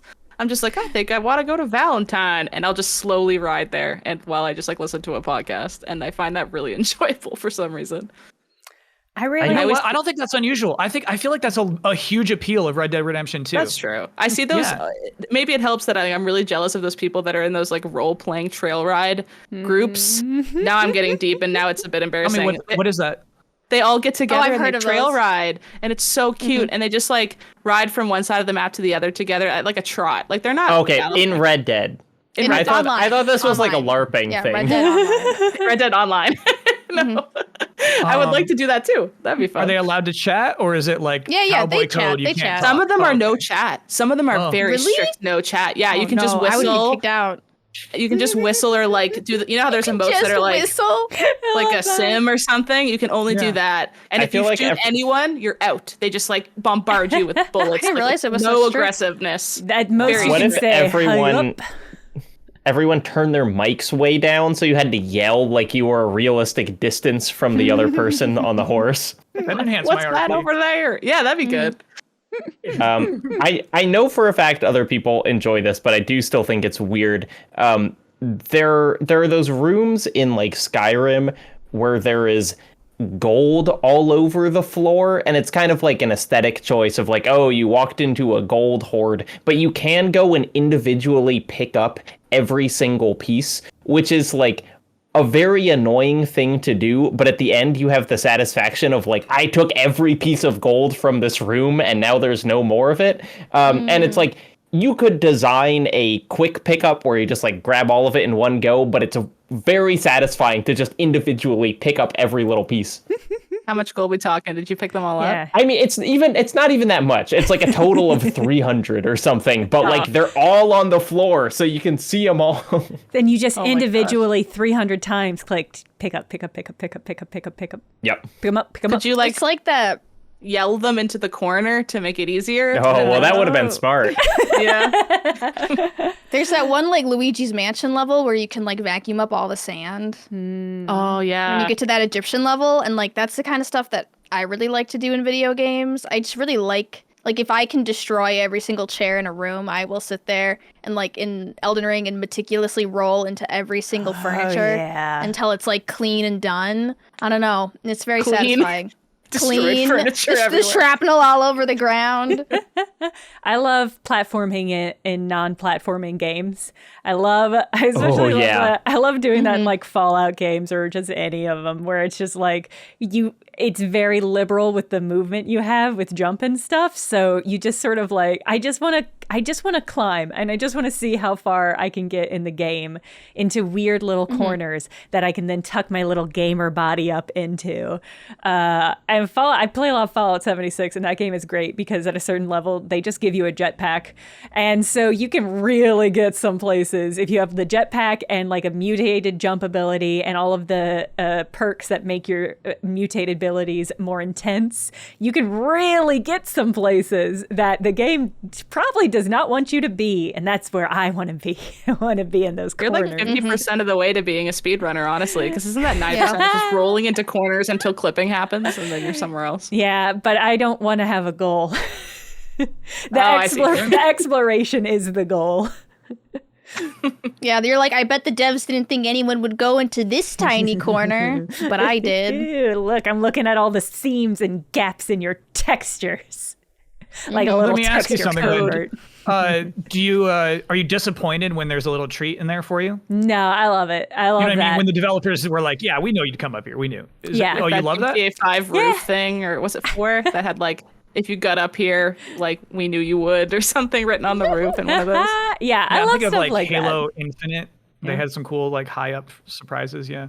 No, Yeah. I love when I they always- anticipate it, and I love when they don't.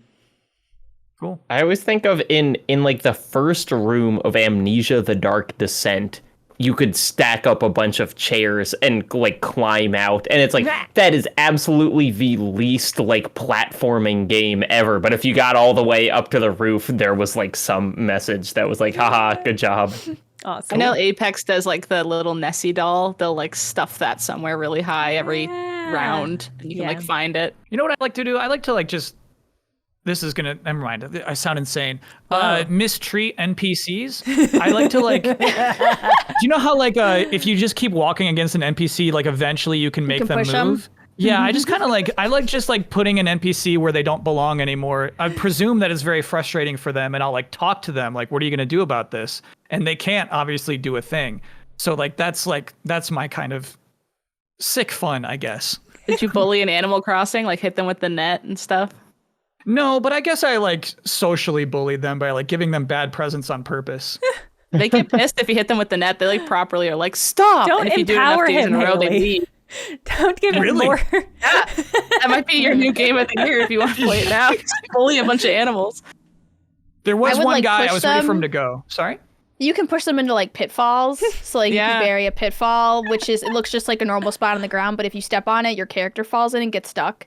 And I would bury a bunch of those around the villages I didn't like and then push them in.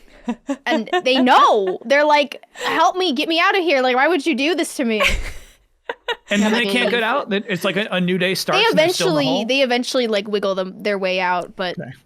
you know, it takes them a bit. I think I saw some player like in Breath of the Wild knock a character across the entire map just to push them in lava. I can't remember what NPC it was, but it was like a 12-hour ordeal because you run into them and they go back like a foot, and then that's the whole map. And I think if like a bokoblin shows up, it's like ah, and like runs back 100 feet. So then And you have people to kill will the say they don't bokoblin. have time to play Final Fantasy XIV free all the way to Stormblood, but you have time to pick up 300 apples. What are you gonna do with them? Nothing.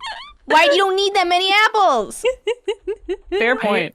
You know what? And I love the way the question was framed from a game designer, right? Because it's like, how do you like even plan on people just having their own stupid fun? You know what I mean? Like they're like little idiots. They're gonna just be little idiots in the world that you're creating. Like, how do you facilitate that? And I don't think you can plan on it really. It just kind of I guess you just kind of like try to not put too many railings on the experience. You know, it's like someone could put invisible walls in all the places that Jenna was jumping, but like, why? You know, That's not fun. it's like, it's okay. The player knows that they're kind of breaking the game, and like, it's cool. Yeah, it's fun.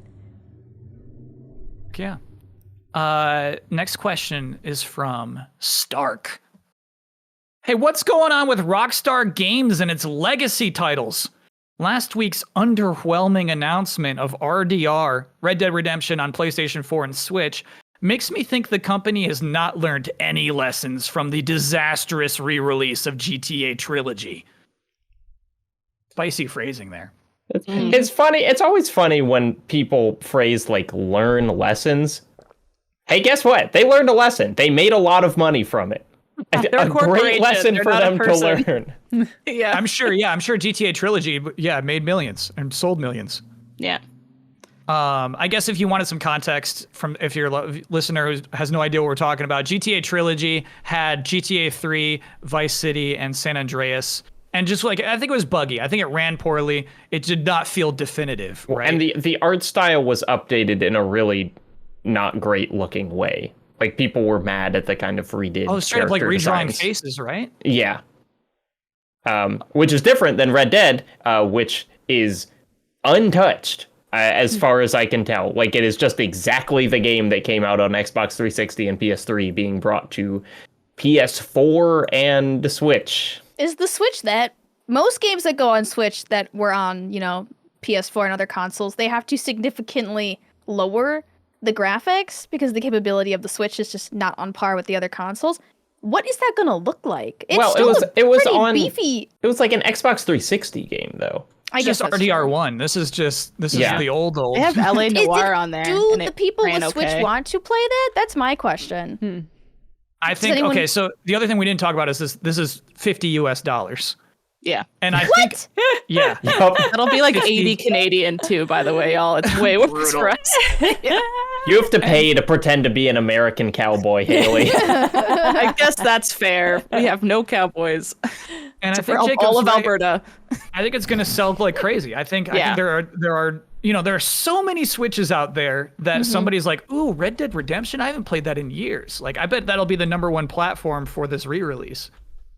Yeah, I mean, like, it's already on PS4 stream-wise through, like, what's it called, Play Now or something. Like, you can only stream play PlayStation it. now. Yeah. Yeah, PlayStation Now, yeah. And, like, I tried to play that once because that's my favorite game of all time is Red Dead 1. And I was like, Really? oh, I haven't played it. Yeah, it's like, I love it. It's kind of like why I like games as much as I like them now, I would say. Like, it's because I found that on a shelf in, like, 2010. I was like, what's this? And I was like, oh, my God, games are amazing. And now here like, however many years later, God, I'm old. But it's like, what's frustrating about this is that there's so many elements. It's like, okay, it's kind of already on PS4. Yes, poorly. Like, it doesn't stream very well. I tried to play it. It didn't run very well. It was buggy and looked bad.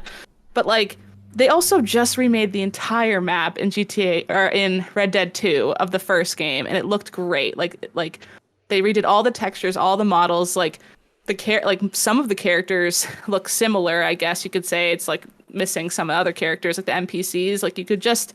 Do we really need every NPC to look identical? Like, I wouldn't be that upset if, like, Strauss, I think his name was, looked different in the first game than now. Like, who cares? But they're just sort of like, nah, it's just the game again. And I'm like, ugh. Like, if it...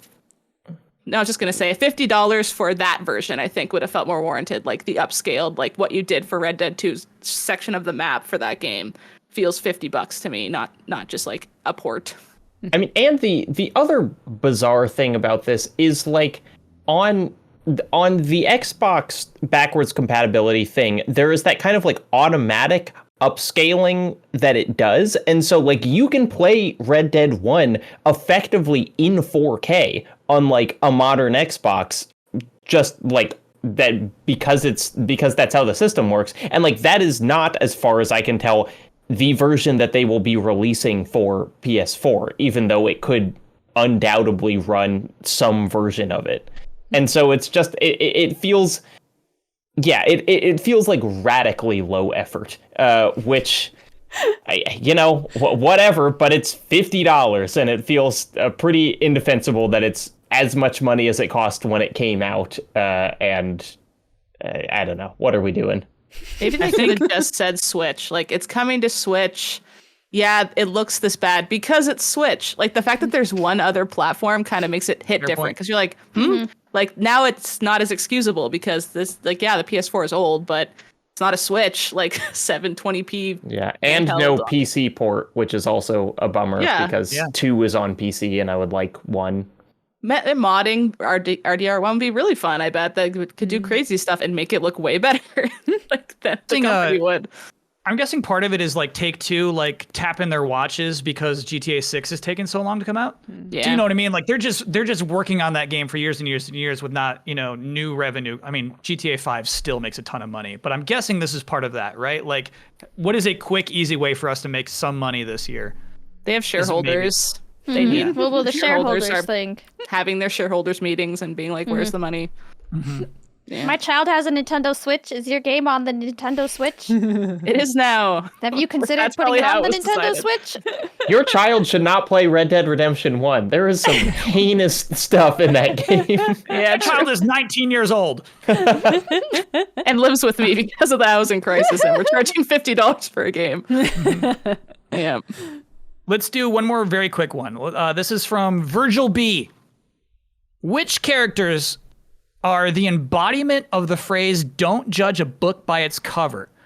Whether it be a rough-looking character that's surprisingly sweet, or a nice-looking character that is despicable, who played with your expectations the most? My pick would be Fox from Fallout 3. Ooh, that's a good one. Is that a good one? I don't know. Oh, it was just, Which way does Fox go? Is Fox like despicable on first appearance or cute on first appearance? I think, isn't he a ghoul? No, he's a super giant, a super mutant. I think Okay, he's so pretty very chill. gross, but turns out to be an Yeah. absolute sweetie. Got it. Well, I don't know if absolute sweetie is the right term for any of even the NPC super mutants, but I think he's relatively chill for a super mutant. I don't know if this fully counts because you know it's going to be his character arc, but Ichiban in Yakuza Like a Dragon is just such a goofy looking man. You know, you don't expect that he's like evil, but you do expect that he's just kind of dumb, and like his level of emotional intelligence and like, you know, ability to communicate feelings and ideas by the end of it is like, you know, the reason that game works is that Ichiban is the coolest, you know, most likable protagonist I've ever played in a game. And it's like when you see that character design, you're just like, well, this guy's a joke, right? He's silly, that's his thing, and it's more than that. Can I tell you the most impactful scene of revealing his character to me is when he's picking up tissues in the brothel and putting them in the trash. He's like, hey, they're giving us a home.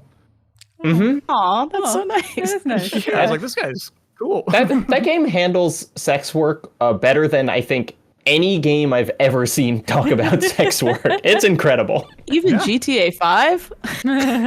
Believe it or not. Wow.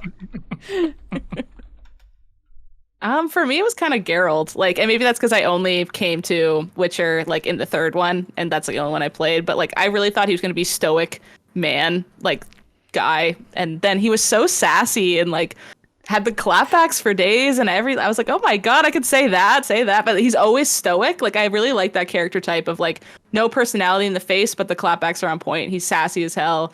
You know, like he doesn't need to be that like charismatic, but he is. Like, I just love that kind of character type, and I did not expect it at all. I just like thought the game systems looked cool. I was like, I'll try this. Didn't know anything about the series, and he's one of my favorite video game characters of all time. I did not see that coming at all. Those are good answers. I have a feeling that like when 3 seconds passes, no one else has another answer. So it's like, that's good. Thank you for the community questions this week. Which one was the best? I liked hearing about everybody's unusual fun that they provide for themselves in games. I thought the save scrumming combo was fun too. That's true. And hype games. Well, most anticipated. The panel is split here today. Yeah. I would go with weird fun. I think weird fun is good. Sarah, do you want to throw your support behind a different one so we're still at a stalemate? No. I want to go play Baldur's Gate 3, and you're all standing in my way right now. So I will also throw my support behind weird fun. Great. Whatever it takes to send I want to go play games. Behind the Frame Physical Edition. Thank you, I am 8-Bit, and thank you, Clemens Schwartz, for that excellent question. Yay. It is now time for Get a Load of This! We got it for the first try that time. Hey. This is, of course, the segment where the panel shares an interesting thing they've seen or experienced throughout the last 7 days that they would like to share with you. Oh boy, I didn't prepare anything for this, huh? Do me last. Okay. I can go first. Okay. Please. Get a load of this.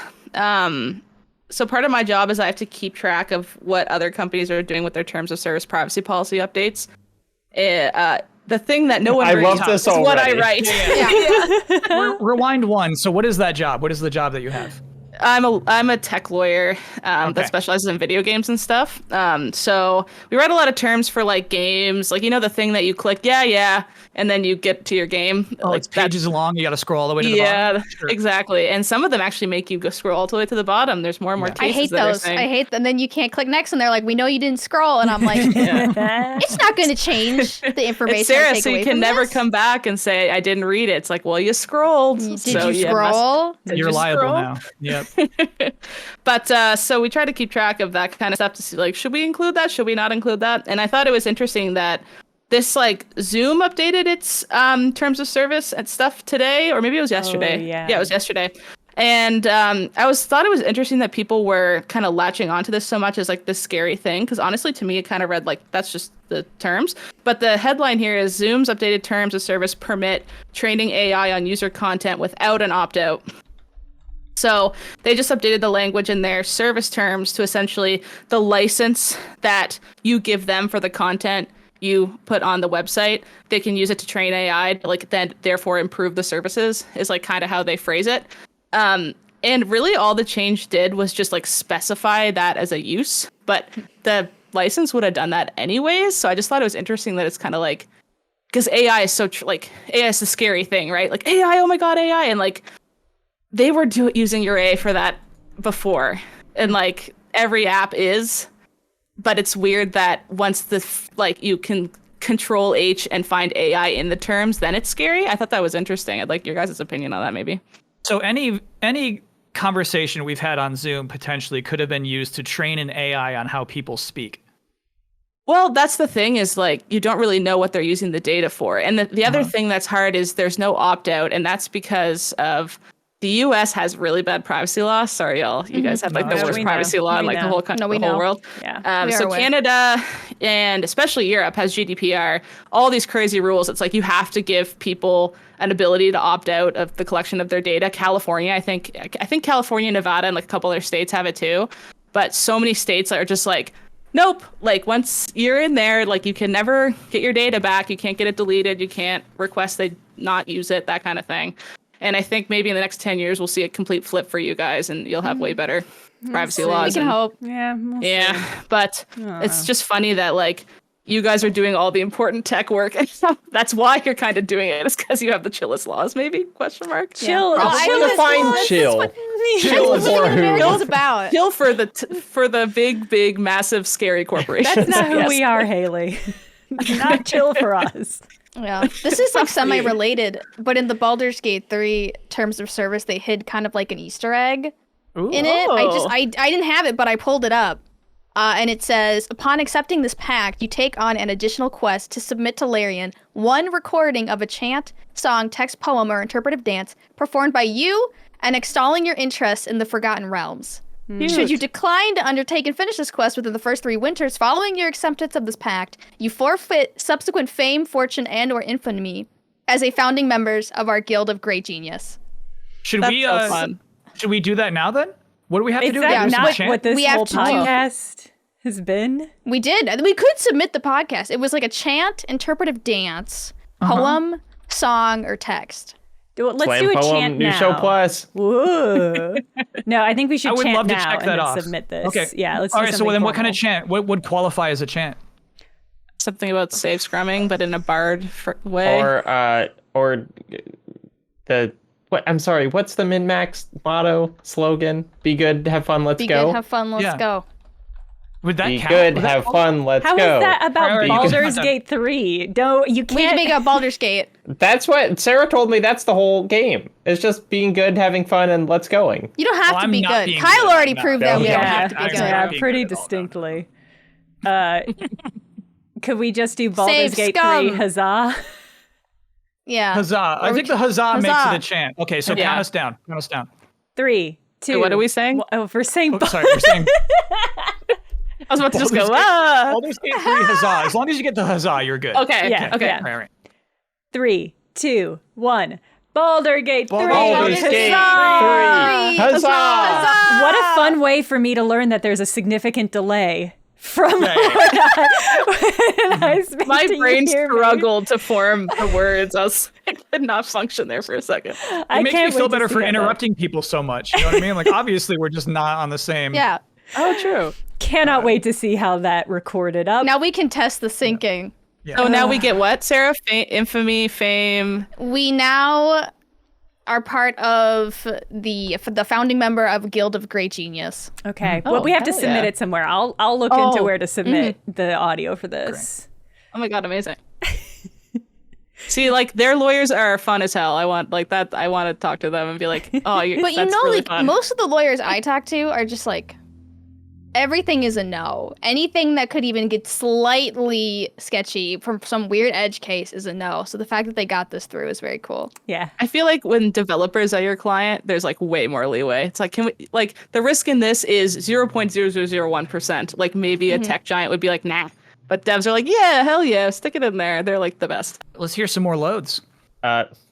All right, I don't want to go Think after of it that, like but get a load of this. Think of it a laundry load. Just bring in Yeah, your bag. yeah. All right, I got my laundry load. It's my new favorite YouTube channel. I discovered this because Suriel Vasquez tweeted one of these videos, but it is a man who has a channel named Joe is Hungry. He says, "Hello, my name is Joe and I am hungry."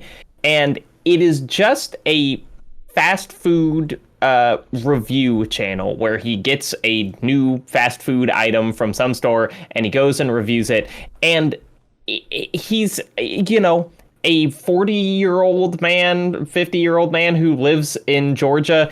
And they are just the most unbelievably over-edited videos I've ever seen in like a truly incredible way. And I am not saying I'm a fan of this. Like, ironically, I really do like his videos, but it's like he goes through a drive-through. We watch him drive through in every video. Is always like speed ramped and synced up to a song. He has anywhere between 3 and 5 cameras inside his car. Not even like when you get to the studio that he's cutting between the angles of all the time.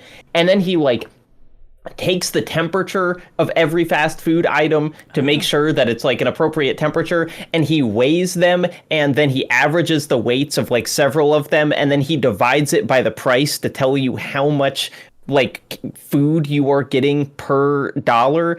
It really has to be seen to be believed, and they have like 6,000 views each. Like, he is not a big channel, and the amount of effort that goes into them is just incredible. So if I can do anything, I want people to watch Joe is Hungry. What would be the video you recommend we watch first? Oh gosh, I mean, it's the kind of thing where I think you should just pick your favorite food chain. But like, there was one that he did of like Popeyes, you know, something or other, that it was just like, that was my entry point, and I was like, this is great, I love it. So I'll put that one in the description. Love it. Yeah. Sarah, did you want your own load, or did you want to use I am claiming my previous load that followed up Haley's. Great. Very reasonable. I'll do. I scrimped and saved and found one. Okay. And that is that the Marvel VFX artists are unionizing.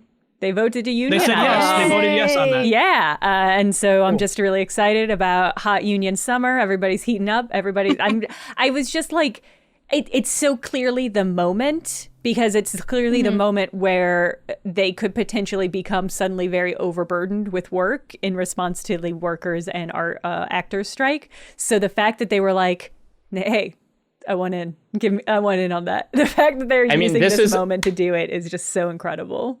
Like, they really control the tools of production even more than they normally do now. And so it is the perfect time. Yeah, it's incredible. I'm so happy for them. Control the tools of production. Yeah, it's like that makes sense, right? Like, you can't make the Marvels and just do that with practical effects. Good luck. No, I mean, and like, not to have this be a longer conversation, but like all the dumb stuff, I'm trying not to swear, that Marvel does, where it's like it doesn't have its actors in costumes and then they like CGI on the costumes afterwards, is so all gross. because like costume makers are unionized and VFX artists aren't. Like, they do so much stupid stuff because they can rely on ununionized labor. And so, hey, good job. Yeah, it's time. It's past time. So I'm really happy for them. My get a load of this. Evo 2023 happened last weekend, and if you weren't there watching it live, the best part was definitely grand finals for Street Fighter 6. In that, I mean, as always, you're watching, the best people in the world play this game, right? But what I really loved about watching that particular Final 6, which was new, by the way, that was a controversial thing. Normally it's top 8. They took it down to top 6 just to save time. And honestly, it was kind of nice. But anyway, just a lot of like raw fun sportsmanship where like you can tell these 6 people love each other to death. You know, you're watching competitors at the top of their game who have like undying love for each other, who are hugging each other when they win and lose. And so it was a really nice thing to see Evo pull off the biggest event they've ever pulled off, one of the biggest esports events ever. Street Fighter 6, this new game, show up and look competitively viable, but also to see a bunch of sweeties who are insanely good at a game, but also have a lot of respect for each other. That was cool. That's nice to hear, especially like with other kind of esports kind of slowly dwindling a little bit. Like the Overwatch esports scene is going to be dead in a few months. Like it's nice to hear that there's not only other ones that are doing the best ever, but they're all cute and being cute with each other in it. That's really nice. Yeah. Oh, I forgot about that. They just legitimately like announced they're not doing the league anymore for Overwatch. Yeah, they engaged a clause in their agreement where they can terminate early if they pay the team owners, like I think it's $2 million or $7 million or something like that. So it's Blizzard trying to terminate the agreement, but the Overwatch team owners probably don't want to, right? Because then they'll get a lump sum, but maybe if enough of them say no, they can do another season of the league and make more money that way. But it kind of seems like if more than just a few of them do it, then they're all gonna say, okay, we'll do it too. I wish, honestly, just the way that you said engaged the clause, I wish that you were here for an entire conversation about that, Haley. That was nice. All right, and really quick, I've got a load from the Discord. I'll choose this one. Magic the Gathering is going to collaborate with Final Fantasy. It's so exciting. Oh. So, they recently had a Magic the Gathering set for Lord of the Rings, right? And so, they're saying like, that was a good crossover. We're going to do another one for Final Fantasy coming up. Universes Beyond. That art's going to be so good. I'm already really excited for it. You're going to buy some packs? Yeah, I think I would definitely I play Magic a little bit, so I would definitely buy the Final Fantasy pack, which is interesting because Final Fantasy has their own card game, which is not doing very well because it's like very incredibly niche. That they just released. Yeah, like the cards are like weirdly bigger than average playing cards, but they have their own card game. But I think they realized like it's kind of hard to like balance and release your own cards, and we could just stick our IP on like another wildly popular card game. Why on earth? So you have to cards bigger. Like you have to buy a whole separate binder. Yeah. Yes, I just thought of the folders. I saw them and I was like, why are those cards like comically larger than like other playing cards? They're more powerful. I don't understand. Do you think, are they just making cards to be bought by Post Malone now? Well, that's the thing, is I said when the One Ring came out, I was like, Post Malone's going to buy the One Ring. And guess what? He did. How much was it? Was it like over 2 mil? Yeah, absolutely. Was that the same one where I saw a TikTok of the guy pulling that and his hands were trembling as he put it into I would sleeve. Be trembling too. Was it that guy who sold it to Post Malone? I hope so. Mm-hmm. Yeah, that's they really recreated the feel of the actual One Ring, it seemed. Yeah. That guy was like being chased by Nazgul. I would be fearing for my life if I pulled that card. What's the rarest card you have, Sarah?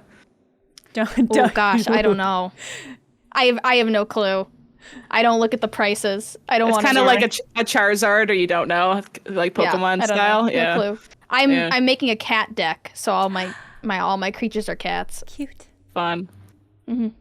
And then do you go and buy cats, or do you have to draw the cats out of packs? Well, you can buy individual cards. Yeah. So a lot of it was you just look up a card and you have to get it offline to put it into your deck. But you can buy single cards. You can trade for single cards. You can go into any like game store and look through their cards, and most of them are like dirt cheap. But then the good ones are always like $15 to $20. And does this segment. Get a load of this as its own mini podcast. I get it now. Let's do plugs and promotions. What's everybody got going on this week? God, we don't really have anything special from MinnMax, right? I got a giveaway I can promote for MinnMax. Yeah. If I may. Yeah. All right, cool. We're teaming up with IM8bit and Skybound Games to give away 2 PS4 copies and 2 Switch copies of Cuphead's Limited Edition. This is the one, do you know those weird little puppets where they're standing on a platform and you squish it and then they just kind of like... Marionettes? Oh. It's not as complicated as a marionette, which is the super duper limited edition. Like a Jack in the Box, where it just like... It just kind of goes limp. Oh, yeah. Like the string one. When you press it, it goes... Exactly. Yeah. Yeah. It's one of those. It's Ms. That's Chalice, cool. but I wouldn't know what to call that kind of puppet. US and Canada only, we must say. To enter, follow us, like, repost, and tell us why you love physical media in the replies. We'll be pulling winners from the Twitter and Instagram accounts. So just look for @MinnMax Show on one of those two platforms. Links will be in the description. Push puppets, I think Push is what puppets they're is what called. Great. Okay. Yes. I learned Comes a something. little push puppet. So Jacob, you're telling me you haven't had any videos come out recently you want to promote? Look, I did have a video come out recently that I would like to okay, promote. It's called Staring into the Sun, that is looking at Tears of the Kingdom and the Last Guardian's use of the sun, and also kind of a very, very mini history of the use of sun in like paintings. I think it's a fun video. Very cool. Do you edit your own videos? I do. Those are some nice edits. Talk about nice YouTube edits. That's some nice edits. I appreciate that because it takes a long time, and it is not usually the thing that's commented on. So thank you. I'm sort of like a dirtbag editor. You know what I mean? Like I'm not good at any of that. So yeah, I can appreciate it. Nobody else? We got any plugs and promotions? I guess I'll be streaming on my Twitch channel, which is go. just Sarah Pods. Tomorrow and Saturday, the return of the Rizzler. The Hold Risen on. What is Bard. tomorrow? What's tomorrow? Tomorrow, Thursday. Okay. So today, when most people So- will hear this, yeah. Yes, so today the Rizzler will return and talk to more squirrels and What's your probably Twitch other channel animals. Sarah Pods. That's Sarah with an H. It's with an H, people. I don't know how many times I have to say this. PODZ. I would assume it's with an H is my first instinct. Most people I don't think know. it's No not. matter how many times I say it, I still catch it like without the H, and I'm like, sometimes I'm like, is this intentional? Is this an act of aggression against me personally? And I'll be streaming also on Thursday, my normal stream time at _Jenna. No H's in that one. What are you Jenna streaming? with two N's. I'm Have we ever introduced you as Jenna with two N's? No, We should be. maybe the we made first a big week. mistake there. Yeah. Okay. Jenna with 2 N's is great. Yeah, I'll be playing more Sailor Blood Moon in Baldur Gate 3 probably, because that's the only game I want to play for like a really long time until Armored Core comes out. And we'll do like, I guess, is next week the last week we're gonna be here, Kyle? Yeah. Before we ride off into the sunset together? Well, we'll do like full link drops then. That's what I've been guess. thinking. Yeah. Yeah. People don't need to hear me promote my garbage every week. So yeah, next week I'll go in. Yeah, it's the same garbage every week. That's how I feel about it. Great. Thank you so much to the panel. This has been a very fun podcast. Everyone listening, be good, have fun. Let's go. Huzzah! Huzzah! Baldur's Gate 3, huzzah!